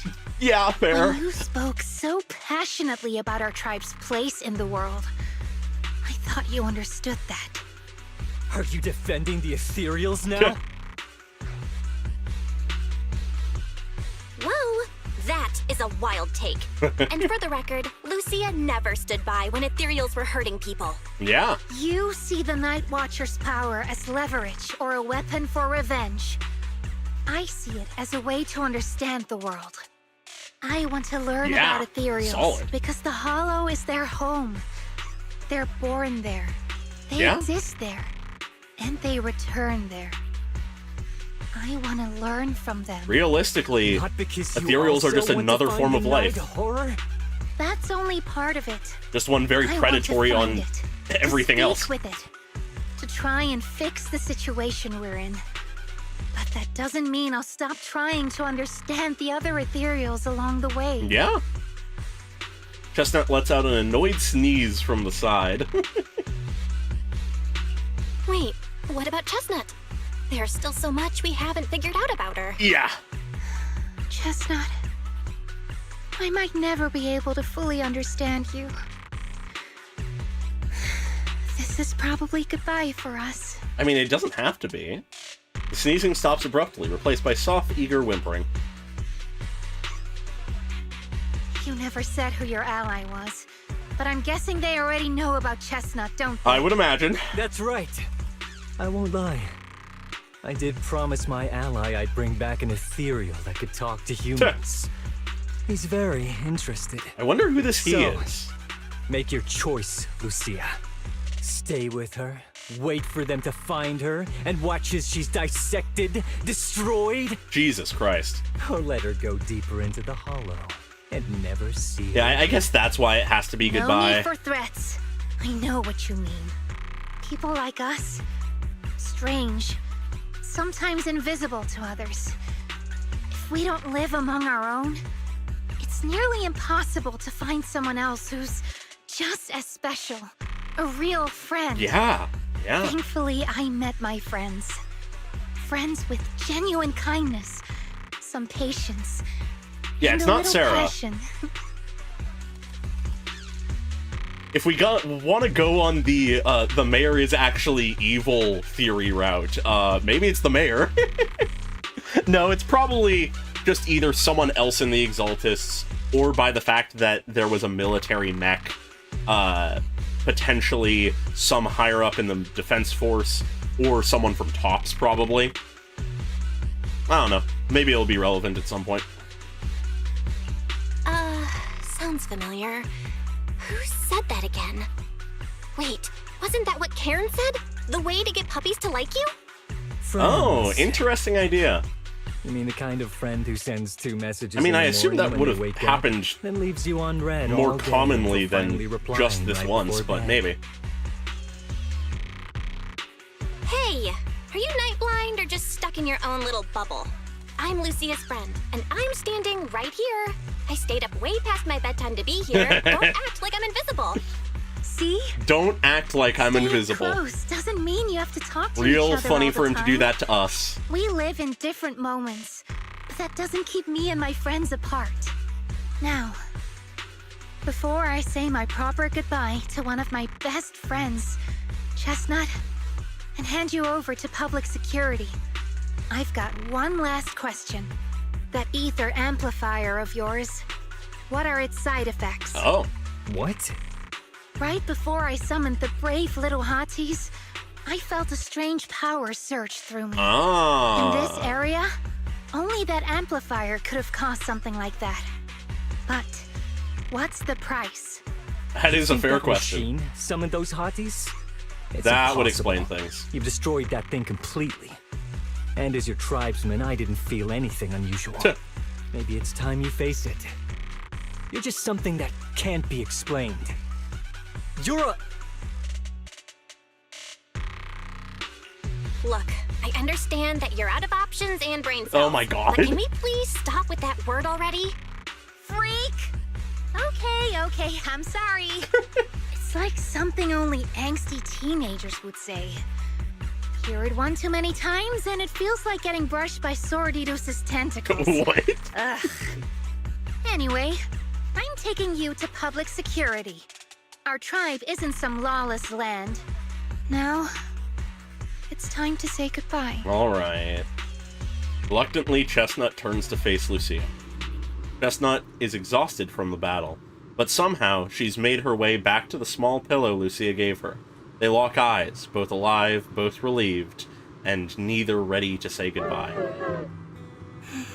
He's right. You'll be freer and safer if you stay away from me. Unfortunately. Head for the deepest part of the hollow, as far as you can go. Be wary of humans the way they're wary of you, but don't hurt them. Yeah. If we're lucky, maybe we'll meet again. That'd be nice. Good girl, Chestnut. Go on.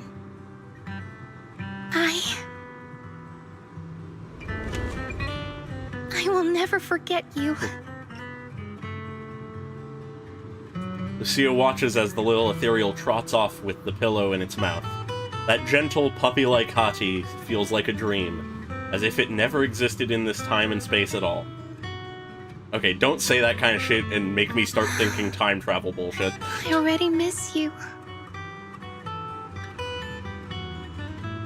That would be awesome. If Chestnut showed up again in a relevant form, that would be awesome. But deep within the hollow, a strange creation awakens once more.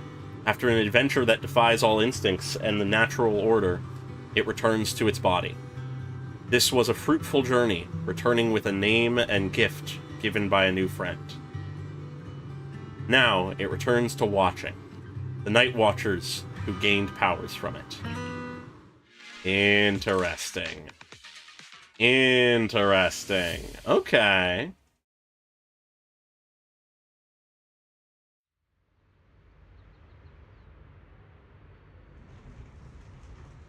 I was about to say the same thing, Pokelove. I was about to say, I don't know if they'll ever do part 2s to stories for agents, but if they did, there is a lot of potential here, just in general.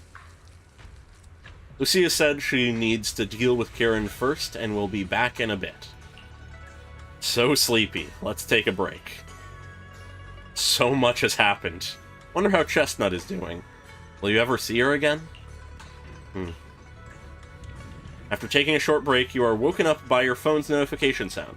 Sure enough, it is a message from Lucia. Alright.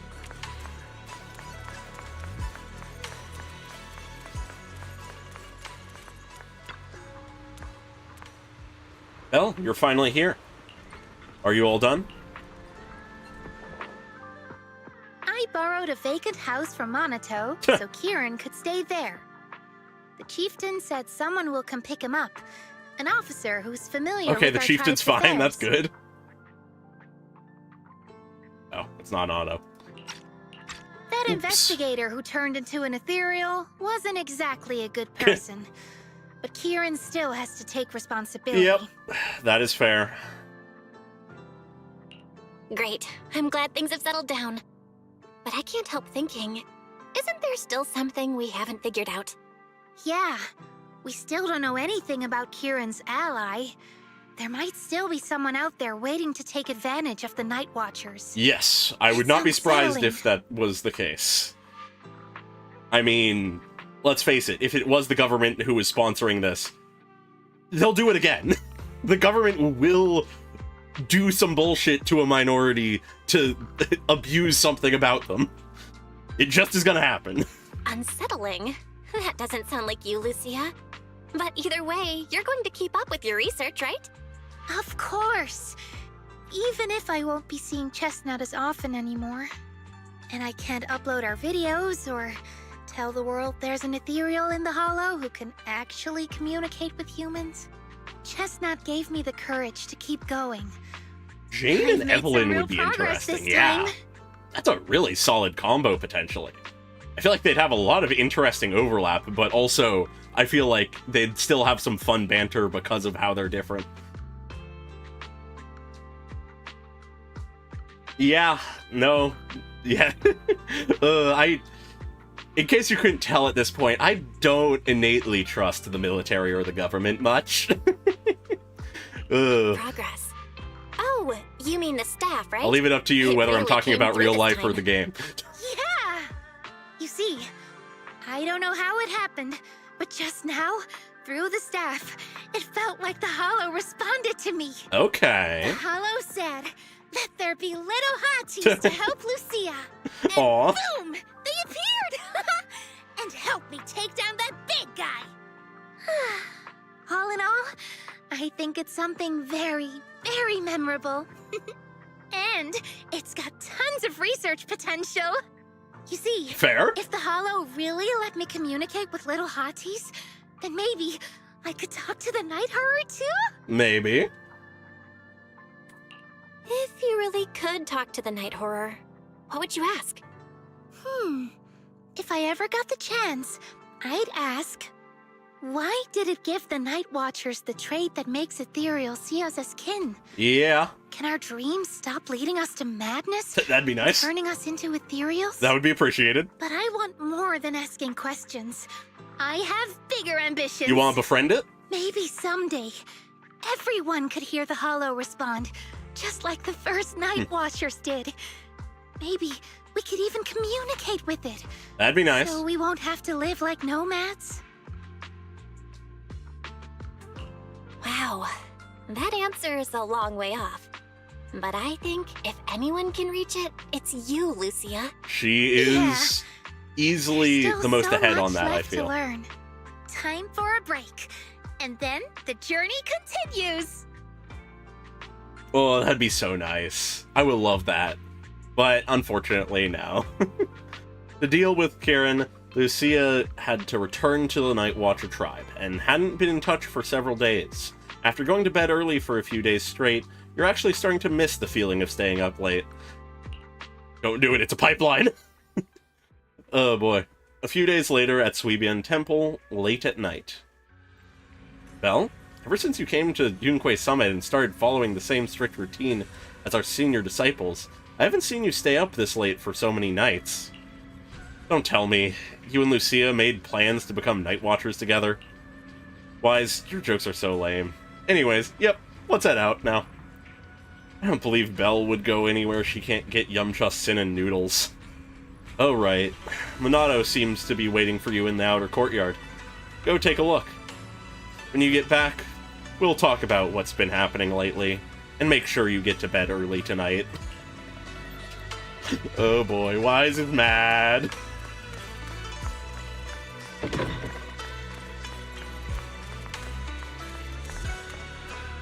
Yeah, no, her tribe must not be doing great on morale right now. Roxy, Lucia seems down lately. Yuzaha and the others think you might know what's up. Actually, I've seen her posts. Is she still sad about parting ways with that ethereal puppy? It's possible. Where's Lucia? I just saw her at Fluffy. Let's go over now. Okay. Although Lucia's always going on and on, like, we gotta be friends with ethereals. We can never quite follow her train of thought. Understandable for the normal person. But as her human friends, everyone really likes her. That's nice. Plus, she's always so cheerful. So what's been weighing on her lately? A bit. A bit of stuff. Oh, miss, I remember you. Would you mind if I asked a few quick follow-up questions? Oh, you mean the sturdy little pillow I bought here? Yes. Sure, go ahead. What do you want to know? Thank you so much. So, did your puppy like it? Oh no, this is gonna skew She fucking loved it. data. I'm glad to hear it. Next question is, how's the wear and tear? Pretty worn out now. Fair. Oh no, I'm so sorry. We'll keep improving the pillow's material. But the material's already been reported as too hard by a lot of customers. If we make it any sturdier, I'm worried some smaller pups might hurt their teeth chewing on it. Yeah, don't worry, it's fine. Chestnut is, well, a big girl. For most dogs, the material is already strong enough, I think. All right, noted. And one last question. Has your pup shown any discomfort from the filler's scent? Not Oh, at returning to all. the scent. She's quite a strong pup. Loves running around with that little pillow in her mouth. Wonderful. Thank you for shopping with us. We appreciate the feedback. Lucia, are you done talking? Damn. Karen falls silent, staring at the tall, slightly intimidating canine Theron standing before her. Huh? What's with that look? What were you guys talking about just now? After a whirlwind of explanations, oh no, I think I realized. Oh no! You finally convinced Karen the toy wasn't meant for Minato. What? Oh no! Karen apologizes 6 times for the misunderstanding, then brings out the store's most popular dog treats and insists Lucia take them. Oh my god! That is insane. Next time, don't call hotties puppies.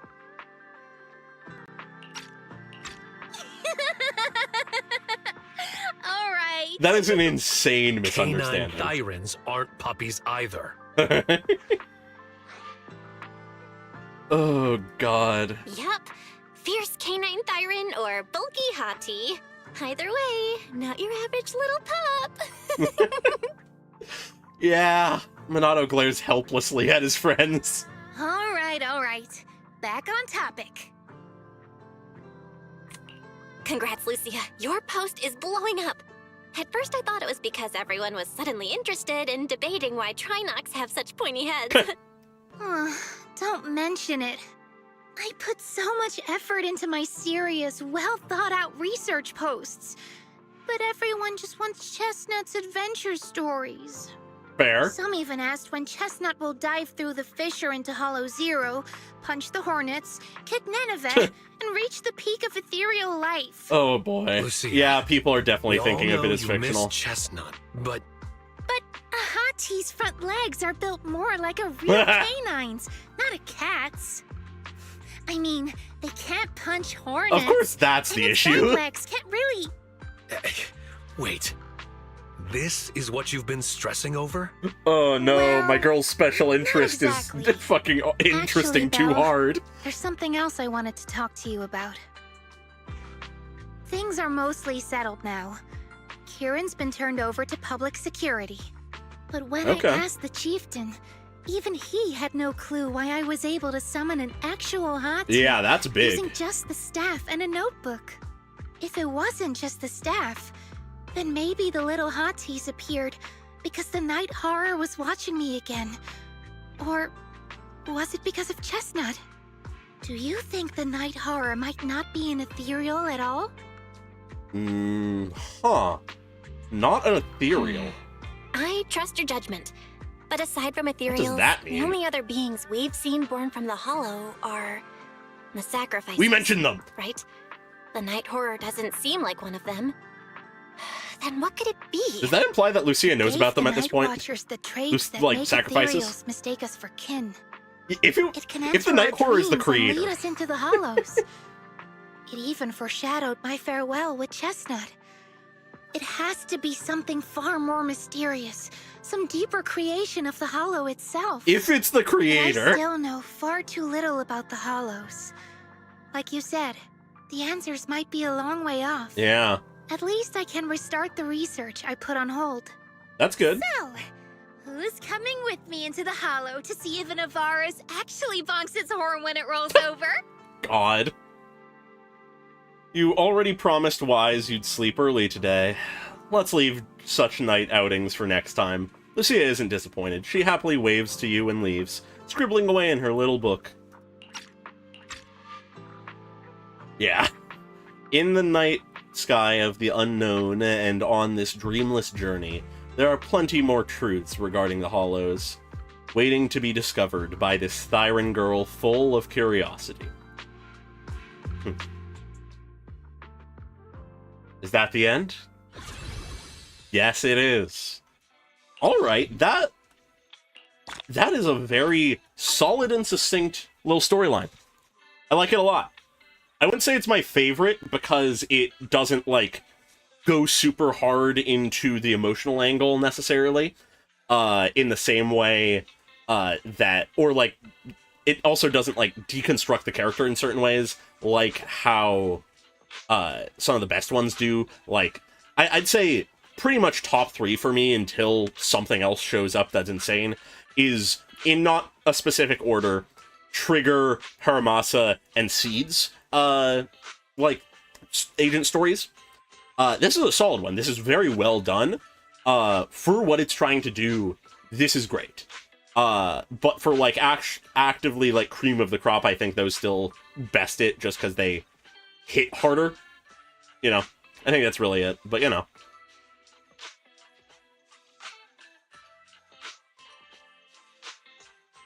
That actually is a very good point. The Night Horror might be the creator, and it isn't really even just a case of them not realizing it's a bigger, like, more important entity, as much as it is just their like the Night Watcher's interpretation of the creator. That's a good point.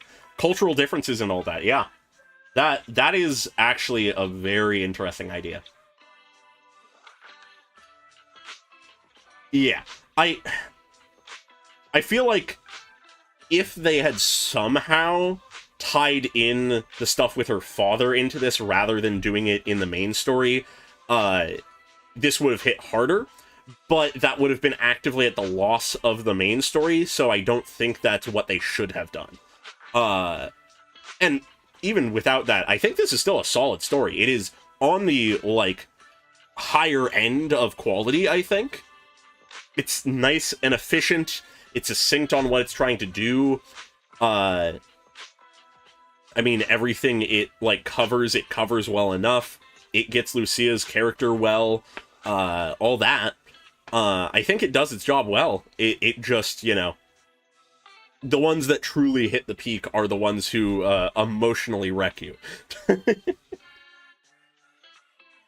Yeah, no, I've been meaning to do the Yadari stuff. The last few days have been weird, but I've been meaning to get to it. Because I am very curious. I have heard tidbits about, like, this latest event and stuff. But I've tried to keep away from spoilers as much as possible. But yeah, no, I feel like the main highlight of this, like, story, this agent story, is just the lore implications. Like, obviously, Lucia highlight, shows off Lucia as a character well, gives us a lot of lore about her, like, tribe, her culture, that kind of stuff. Yeah. Seeing the outfit that Karen wears, to be a little negative about, like, Lucia in general, proving that I can be negative about things. I'm not just always positive. I do, seeing the design of Karen's outfit and seeing that it is a bit more distinct, a bit more unique, I am a little sad that Lucia's outfit doesn't reflect that similarly. I like aspects about her outfit. I think her outfit is fine, but it doesn't, the fact that it doesn't reflect those, like, aspects that another NPC does reflect is, I feel like, a little bit of a missed opportunity. But that's more just about her in general, not this specific agent story.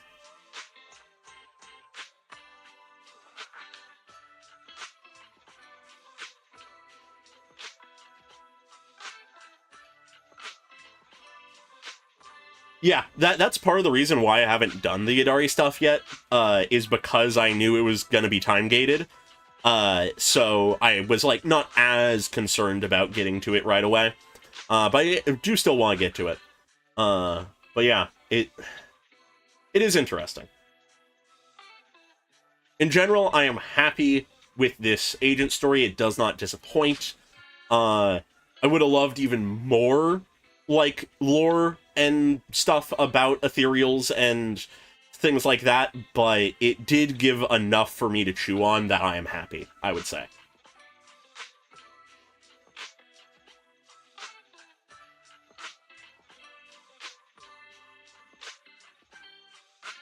Yeah, no, I very much would say, like, the hood that looks like it is, like, sketches and notes and stuff, is a highlight I really enjoy about her outfit, but otherwise I feel like she is one of the weaker designs by the nature of the missed opportunities.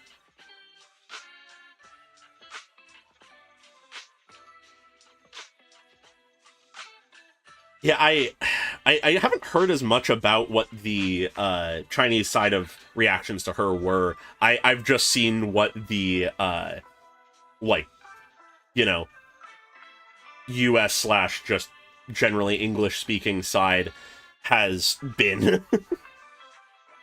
Because, yeah, I mean, I'm not as upset about it as some people are. I simply do not have the energy, or, like, care to get as angry as some people do about things in video games. I can get emotional about things in games, as has been proven in my channel's existence, but, you know, I could still acknowledge where things are, like, missed opportunities and stuff. Yeah, interesting to hear that there was, like, some negative reaction to her on the Chinese side, though. Yeah, I feel like I've, whether it's just because of the person I am, or, I don't know, something, I feel like I've stumbled into a pretty good mindset for media consumption, because I I can be very heavily affected by media. There's a reason why I made this channel in the first place. But I feel like I'm very good at both separating fiction from reality, and therefore, if I need to, separating myself from fiction. As well as I'm fairly good in sort of the inverse of just sort of having a strong sense of suspension of disbelief. I don't know. I think I just don't react as harshly to things as some people in the fandom do. But, yeah. Still got my opinions. But, yeah. For now, though, I don't really have anything else specifically planned to do for this stream. I know it's a bit shorter, but, you know. Nice chill stream. Also, I'm just gonna real quick double check that I haven't missed something coming out tonight, because it's around that time where something would come out if it will. Okay, no, nothing seems like it's come out. Alright.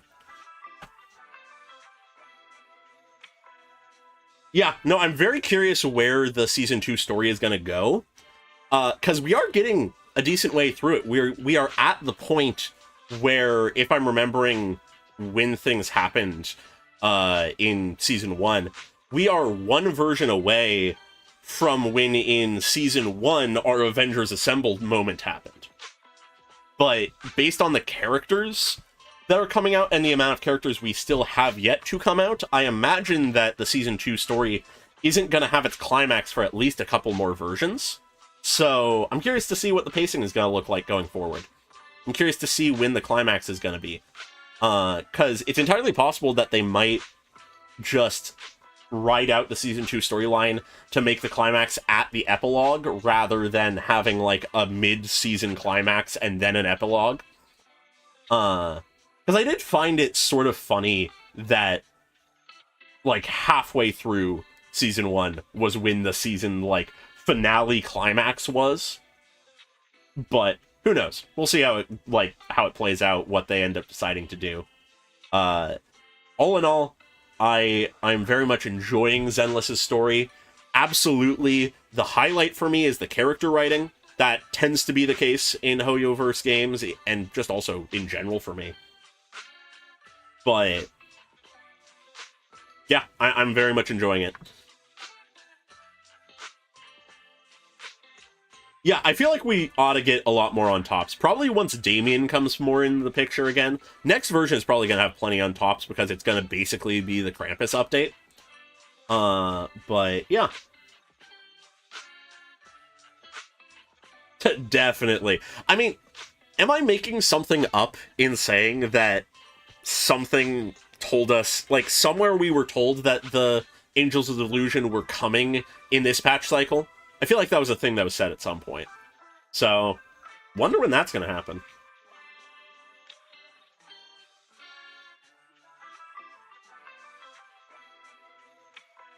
Yeah, no, I'm very curious to see where the Zenless storyline is going to go in general, because I feel like it has the potential to do some interesting stuff.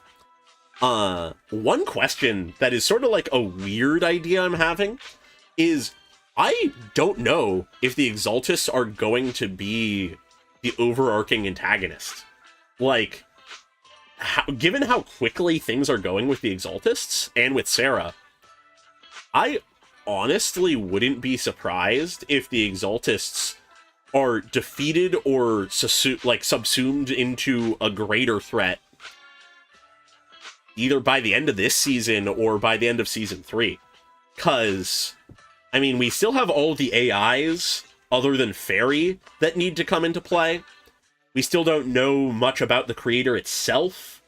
We don't know what's going on with the fucking moon.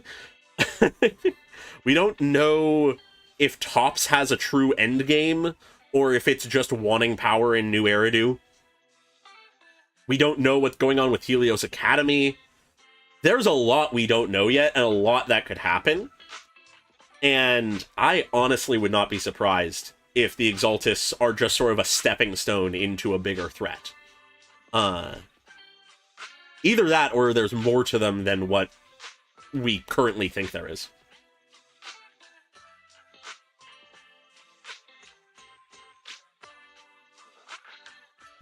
Oh yeah, I forgot about the mention of an old friend. It would be wild if we got Billy anytime soon. I would love that. It's gonna fucking hurt my, like, account's, like, budget for polls. 'Cause how the fuck am I pulling for everybody I want? I'm already fucking tempted by, Yidari. Banyue is fucking awesome, I love him. I don't know if I'm gonna pull for Dailin. I need to see more of her character to decide. But she's a stunner, and I've sort of unintentionally made a habit of not pulling for stunners, it seems. And then Damien might be down the pipeline at some point. I'm forgetting her actual name, but Guang Guang, the lady we met at the end of the main story, she is potentially coming soon. There's a lot of characters. You know, an S-rank Billy is something I'm absolutely gonna pull for regardless of, like, anything.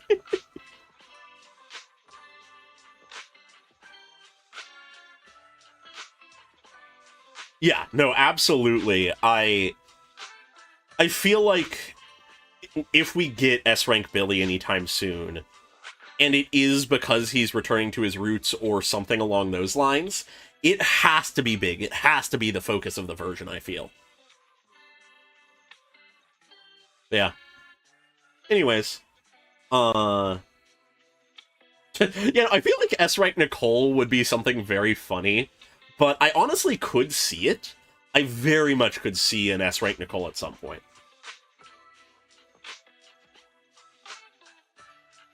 But yeah. With that, though, realistically, I can, fucking talk about the, like, possibilities of the story, theorize on it for a long time. Yeah, I would love to return to the Sons of Caledon for a variety of reasons. But for now, I think I will sort of tie off that, but I'm not going to end the stream quite yet. I'm going to do one last thing. I have not watched the Monado teaser yet. I've been meaning to get to it. The last few days have been weird, like I mentioned, that's why I haven't done it. And I have the time tonight, and so if the stream's short, fuck it, why not? I'll react to it on stream. I'll probably still edit it into a video, but this way, I'm for sure doing it, and not getting sidetracked after ending stream. If something had come out, like Nefer's demo or something, because that realistically could have come out tonight, I would have just jumped on that after stream, but seeing as that didn't happen as far as I can tell, let's fucking do it. I have seen the thumbnail and nothing more. All I know is the kids are a thing, and I've learned about them what I have from the main story, so if the story sort of retroactively spoils anything about it, that's all I really know. But yeah, so give me a moment to pull it up. Shouldn't take long. I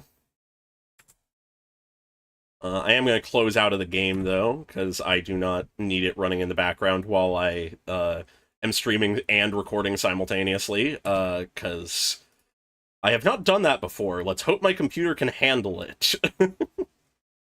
Because, for any of you who remember, because some of you were there, I did do a live reaction to a thing for Astra's, I think it was her teaser, on stream, but I didn't actually, like, separately record that. I just pulled it out of the VOD afterwards, but that meant that, all of the audio was just smashed together. I couldn't edit it separately, so if I record separately, that should work fine and not be an issue, assuming my computer can handle it. I think it can. We shall see. If the stream goes down, you know why.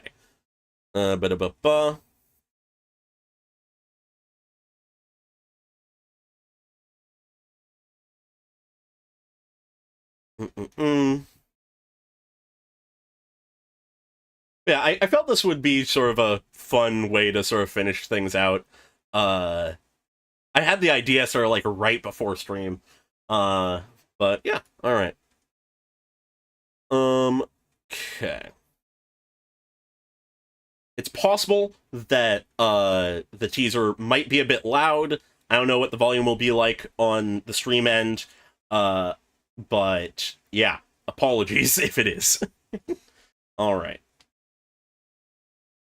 Just making sure everything is good. Yeah, alright. Okay. Switching back just for a moment.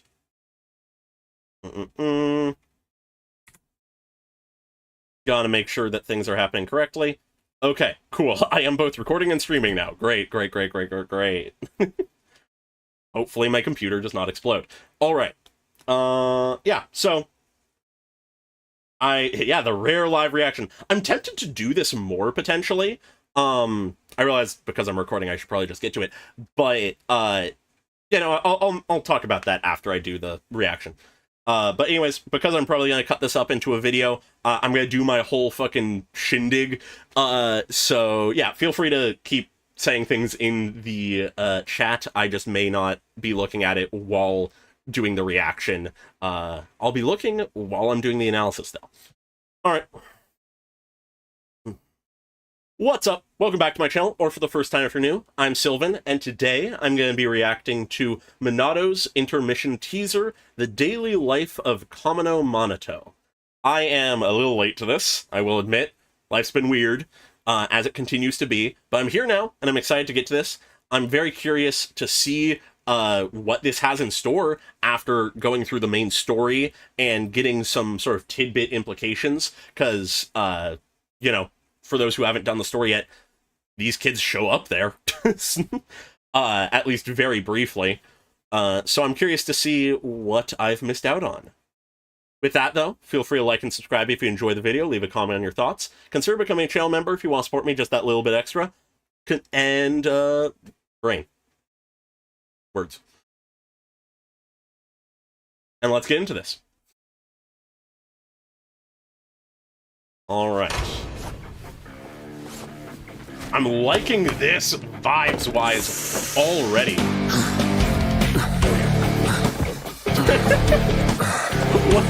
What is he doing? What? Oh my god, the fucking vibe change up. Hello? Monoto, we're back! Oh, listen up! If I catch wind of you bullying the mine workers one more time, boy. you're gonna be so cooked! So go eat shit! This close, my guy, this close. Go and eat some food! You're Nice back! save. Got all the veggies we need? We got plenty! Good, good. Well done. Noticing a lot of candy. I want to What try. are these? Yay, How many times have I told you to eat vegetables every day? But you I'm loving didn't the eat any animation. yesterday. You didn't see nothing. Why are you two picking on me? I'm taller than you, so I don't need vegetables. Not how it works, my Just guy. as tall as you now. Hey, I'm riding the wooden horse. Better hold on. I won't save you if you fall. Again. That's cute. 3, 2, 1. Okay. Ugh, gross. Oh, that looks so good.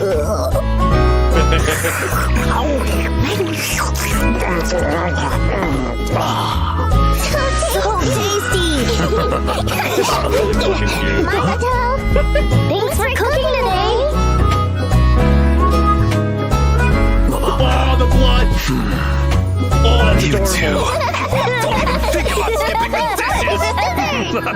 Oh, that is fucking heartwarming. Oh, I love it.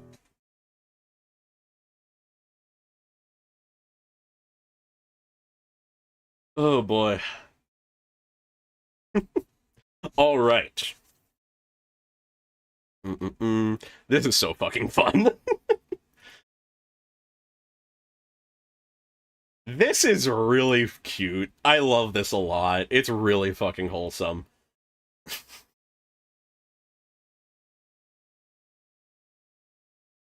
Yes, they absolutely knew what they were doing here. They absolutely knew what Monato fans wanted.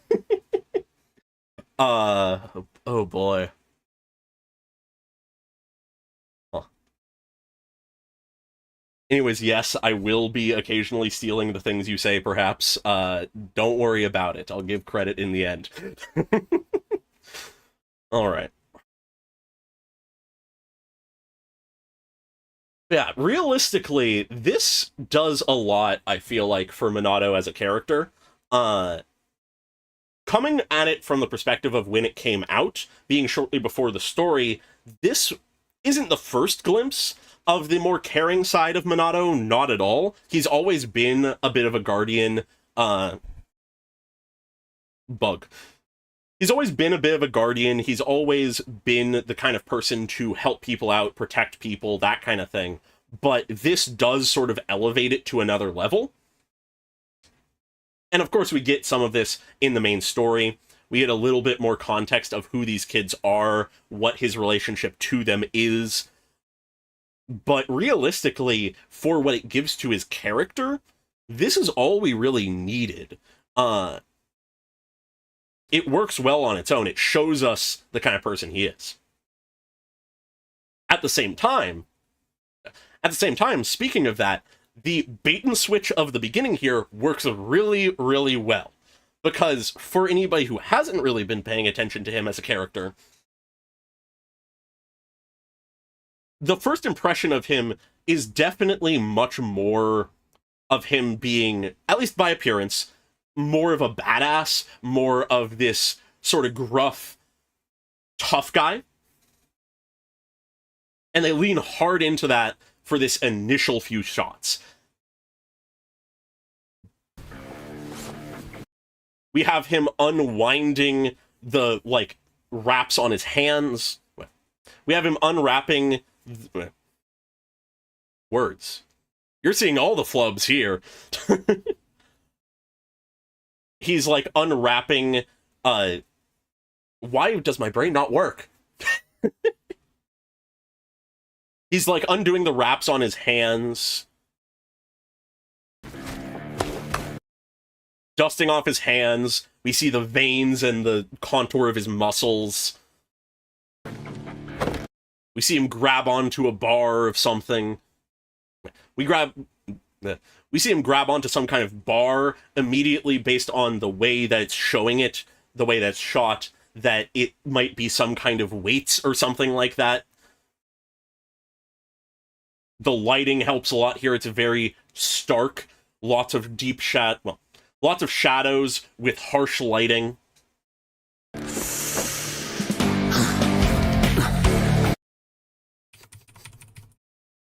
The music backs this up, being just hard guitar and everything. But then it begins to slip a little bit once we see what he's wearing. Just a white t-shirt with this pink heart on the front, like, apron, basically.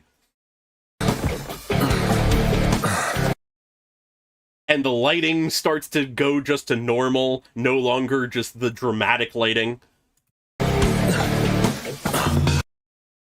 And we reveal he's being a bit goofy. He's not doing quote-unquote manly things.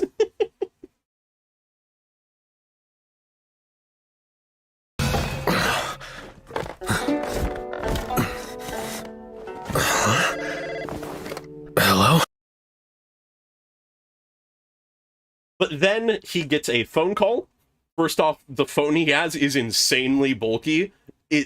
It's insane. I don't know if I should take this as just he has a really old phone, or if it's more so leaning into the sort of retro throwback stylings that not Genshin, or if it's more just going back, or if it's more just the sort of retro throwback stylings of Zenless.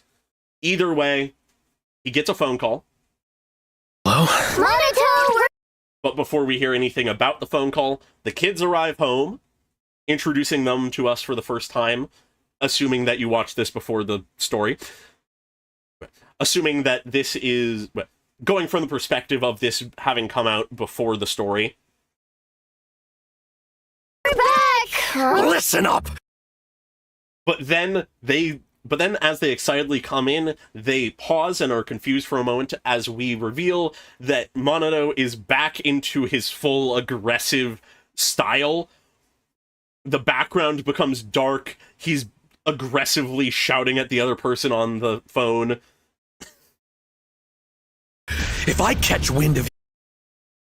And evidently, it is some kind of, presumably, like, a Porcelumex person, or just some, like, corporate guy or whatever, who is messing with the miners, which, as we know, Monato tries to look out for, tries to help out. And he's just aggressively saying to this person, if I catch wind of you bullying the mine workers one more time... You bullying the mine workers one more time, you're gonna be so cooked. So go eat and cuts himself off before obviously gonna say, go eat shit. So cooked! So go eat shit! But he cuts himself off as he realizes the kids are back. It also saves, it also saves the ratings of the game and the trailer.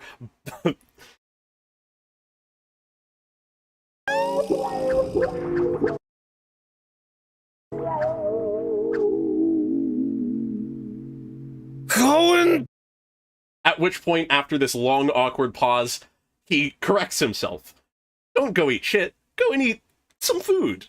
Go have a nice meal. Go and eat some food! And as soon as he hangs up, he just is all smiles, sparkles around him, acting as if he didn't just almost cuss out a guy over the phone. You're back! Got all the veggies we need? We got plenty! And as he asks the kids if they've got all the veggies that he asked them to get, they say we've got plenty, we only see candy. Good. Well done. Hey! What's that? I want to What try! are these? And of course, Mono takes note of this and is a little upset. Not enough to actually be angry with them, but seeing that they got such an excessive amount of candy when they were told to get veggies, sounds like they still got the veggies, but even then, the sheer amount of candy is enough for him to be a little upset. He's trying to look out for them. It works well to show that he is trying to take care of them as best he can. He is trying to be a good guardian, a good parent to them, even if they are not actually his kids. How many times have I told you to eat vegetables? And this comes forward entirely clear with his line of, how many times have I told you to eat vegetables every day? Vegetables every day? But you didn't eat... Only, though, for them to counter back, saying, but you didn't eat any yesterday. Minato is trying his best to teach him right, to teach him right, to make sure that they grow up healthy, but he is not following his own advice. He is still a high schooler. I can't get over that fact sometimes. But he's not that far from being a kid himself, so he's doing his best, but his own example isn't always the best, so it's a little bit of a do as I say, not as I do situation. Any yesterday? You didn't see nothing. Why are you two picking on me? I'm taller than you. And his response to this is just, you didn't see nothing. Why are you picking on me? I'm taller than you, so I don't need veggies. Trying to make excuses, ones that he knows run hollow. So I don't need veggies. And I'm just as tall. At which point, though, we're just having this moment where the kids are having fun. They're clearly really comfortable around Minato. their hijinks are something he's used to at this point, as he doesn't really get angry at them. He's just sort of sighing. You now! Hey, I'm riding the wooden horse! Better hold on. And as one of the kids has hopped on to the, like, bamboo pole or whatever it is that he's using, he immediately turns on just the brain. He immediately is all smiles again and is looking to make sure they have fun. Playing along, being a little bit of the tough guy, saying, better hold on, I won't save you if you fall. I think he would, but he's playing tough. I won't save you if you fall.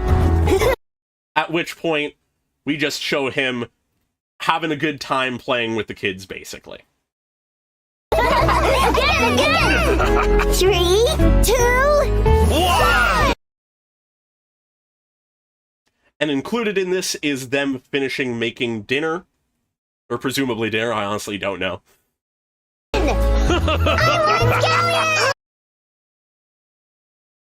In here, we see some of the preferences of the kids. One wants scallions, the other thinks they're gross. Gross!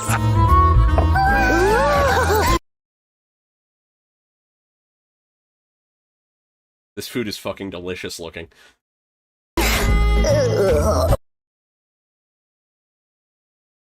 Okay. And with the food done, they set it down onto the table. The kids are looking in just pure admiration at the food. It looks delicious. I wish I could eat it. I am so hungry right now. But then, to the kids at least, it is sullied once a vegetable is placed atop it. But that doesn't stop them from eating. So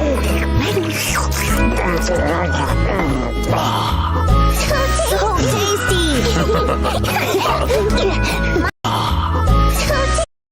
And evidently they also opened up some snacks at some point throughout this. Clearly a very hearty meal. So tasty!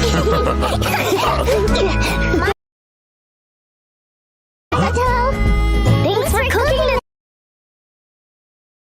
But then as they're all just relaxing, the kids get Minato's attention and in sync say thanks for cooking today, showing their appreciation for all he's done for them.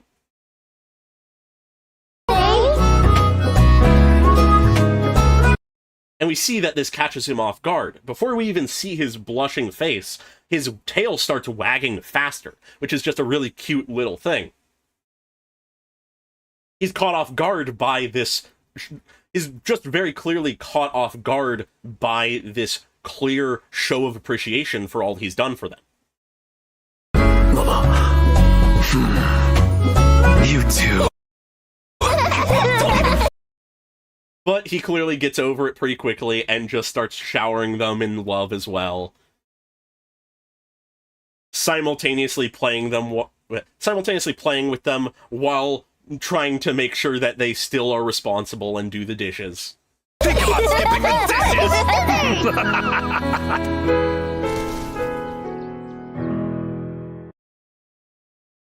And that is all that the teaser has in store. It's real simple, real cute, really does a great job of expressing sort of the dichotomy of Minato, which honestly isn't that much of a dichotomy. It's more so just the multiple facets of him, because ultimately speaking, everything he does is in the name of helping people, protecting people, that kind of thing.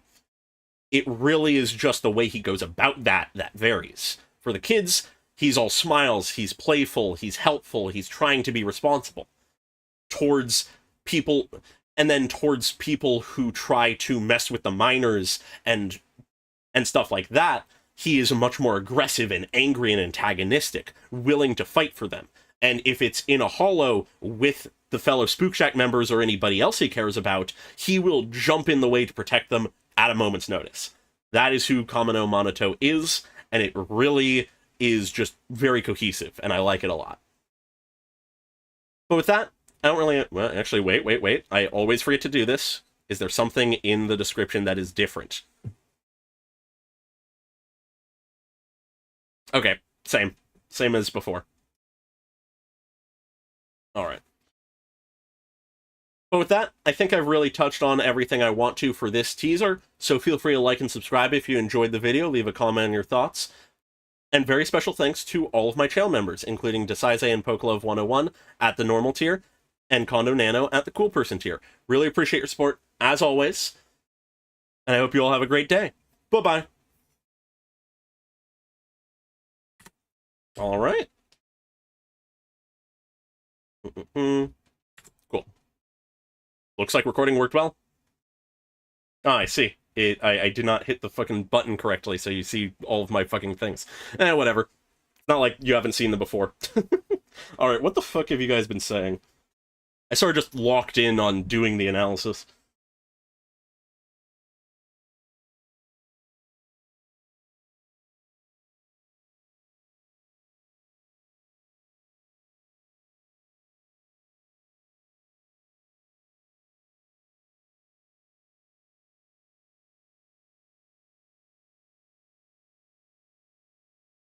Yeah, no, God. I like this teaser a lot. Anyways, sorry I didn't mention that, I was streaming during this. Not that it really matters. I intended to, just didn't come up. But yeah. There you go. A little behind-the-scenes view. Second time I've done this. But, as I almost said at the start, but decided to just get into the, like, reaction, I'm tempted to do this more. I'm tempted to stream a little bit more. I've mentioned this before. I haven't made a specific post on it, but I think it was a Pokemon stream that I mentioned. I'm tempted to do more shorter streams, sort of like today, where they sort of line up to be like a couple hours long until the time where things start coming out. And if something comes out, I just react to it on stream, record it, do what I did here. I feel like that actually could be a very solid thing, because that way I don't really have to, brain. With that, I don't necessarily run into an issue I sometimes do, which is if I'm in the middle of doing something, when something comes out, sometimes it can be hard for me to pivot mentally to doing that, or just like at a moment's notice, swap to whatever it is that I'm needing to record. Sometimes I just fail to have the motivation for that. That is, I will admit, part of why sometimes things don't come out immediately, because I got motivation issues. But if I'm already in sort of this mode of streaming and doing that kind of thing, it really isn't that much of a difference. And I feel like it could work well, and I don't know how much you guys enjoy seeing me do live reactions. I know it's a thing that plenty of other reactors do. But I enjoy streaming a lot. I wouldn't mind doing more streams if I can find the time. And, I don't know, just an idea I had, thought I'd voice it.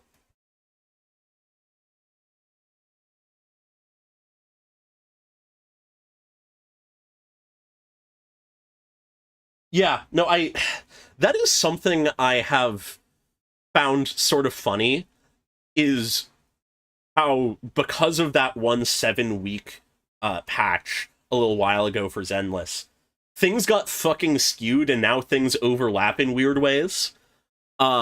Which, I'm still handling as best I can, but, I mean, it's very funny to me, and I'm curious to see when/if they'll sort of tweak that back. But on the thing of the effectiveness of the teaser, I will agree. Pulchra's really was sort of reliant on knowing more about... Well, scratch that. Pulchra's was improved by having more knowledge of her character. Technically speaking, you didn't need to know anything about her to, get the gist of what's going on there. It just is enhanced. Where for this really does establish Monato as a character solidly.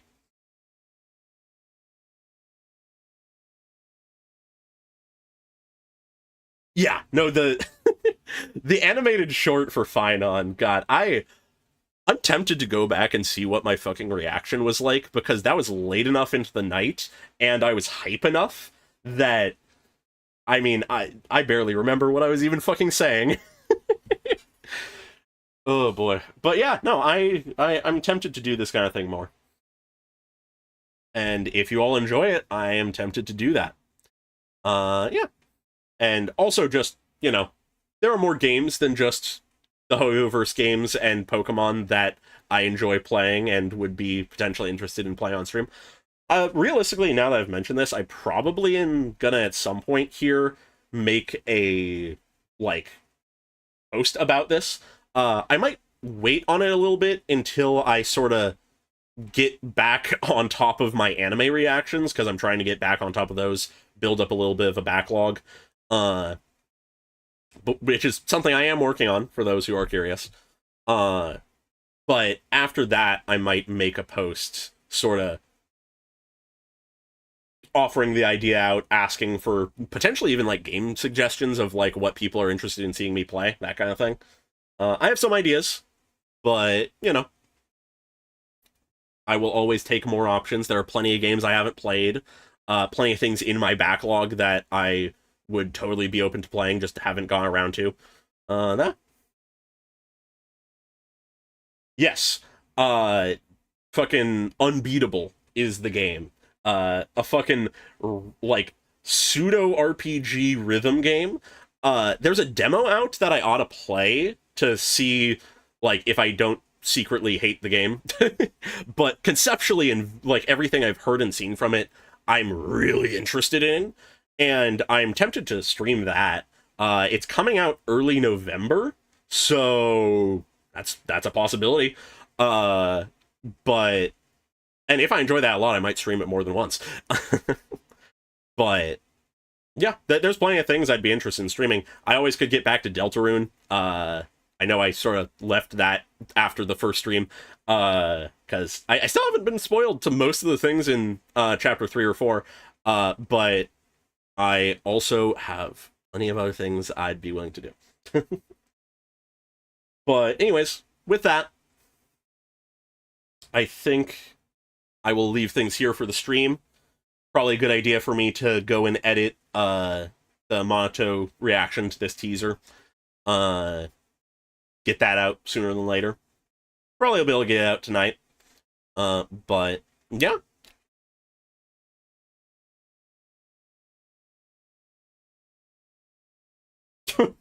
God.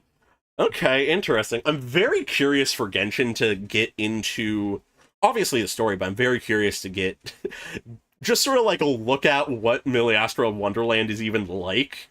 Because I don't expect myself to dive into it too much, but I am so fucking curious about that. But yeah, not gonna get into that right now. Realistically, we can talk way more about that while waiting for maintenance on Tuesday's stream, because that should be the Genshin update for the main story. Realistically, it's probably going to be like last time, where on Tuesday I stream as soon as maintenance ends. Well, I stream before that, realistically, but start the story as soon as maintenance ends.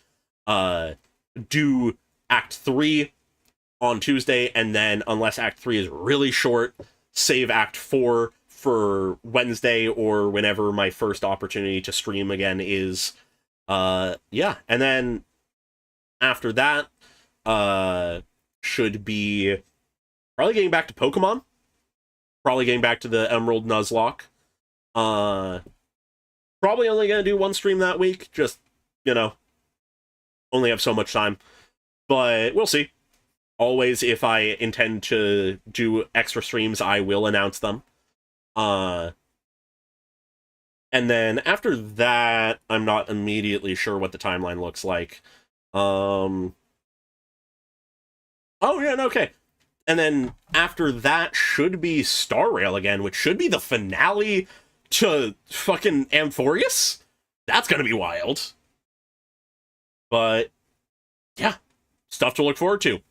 Also look forward to Nefer demo reaction as soon as that comes out. And whatever else comes out. Yeah. I'm rambling at this point, so I'm going to leave it here. Bye-bye.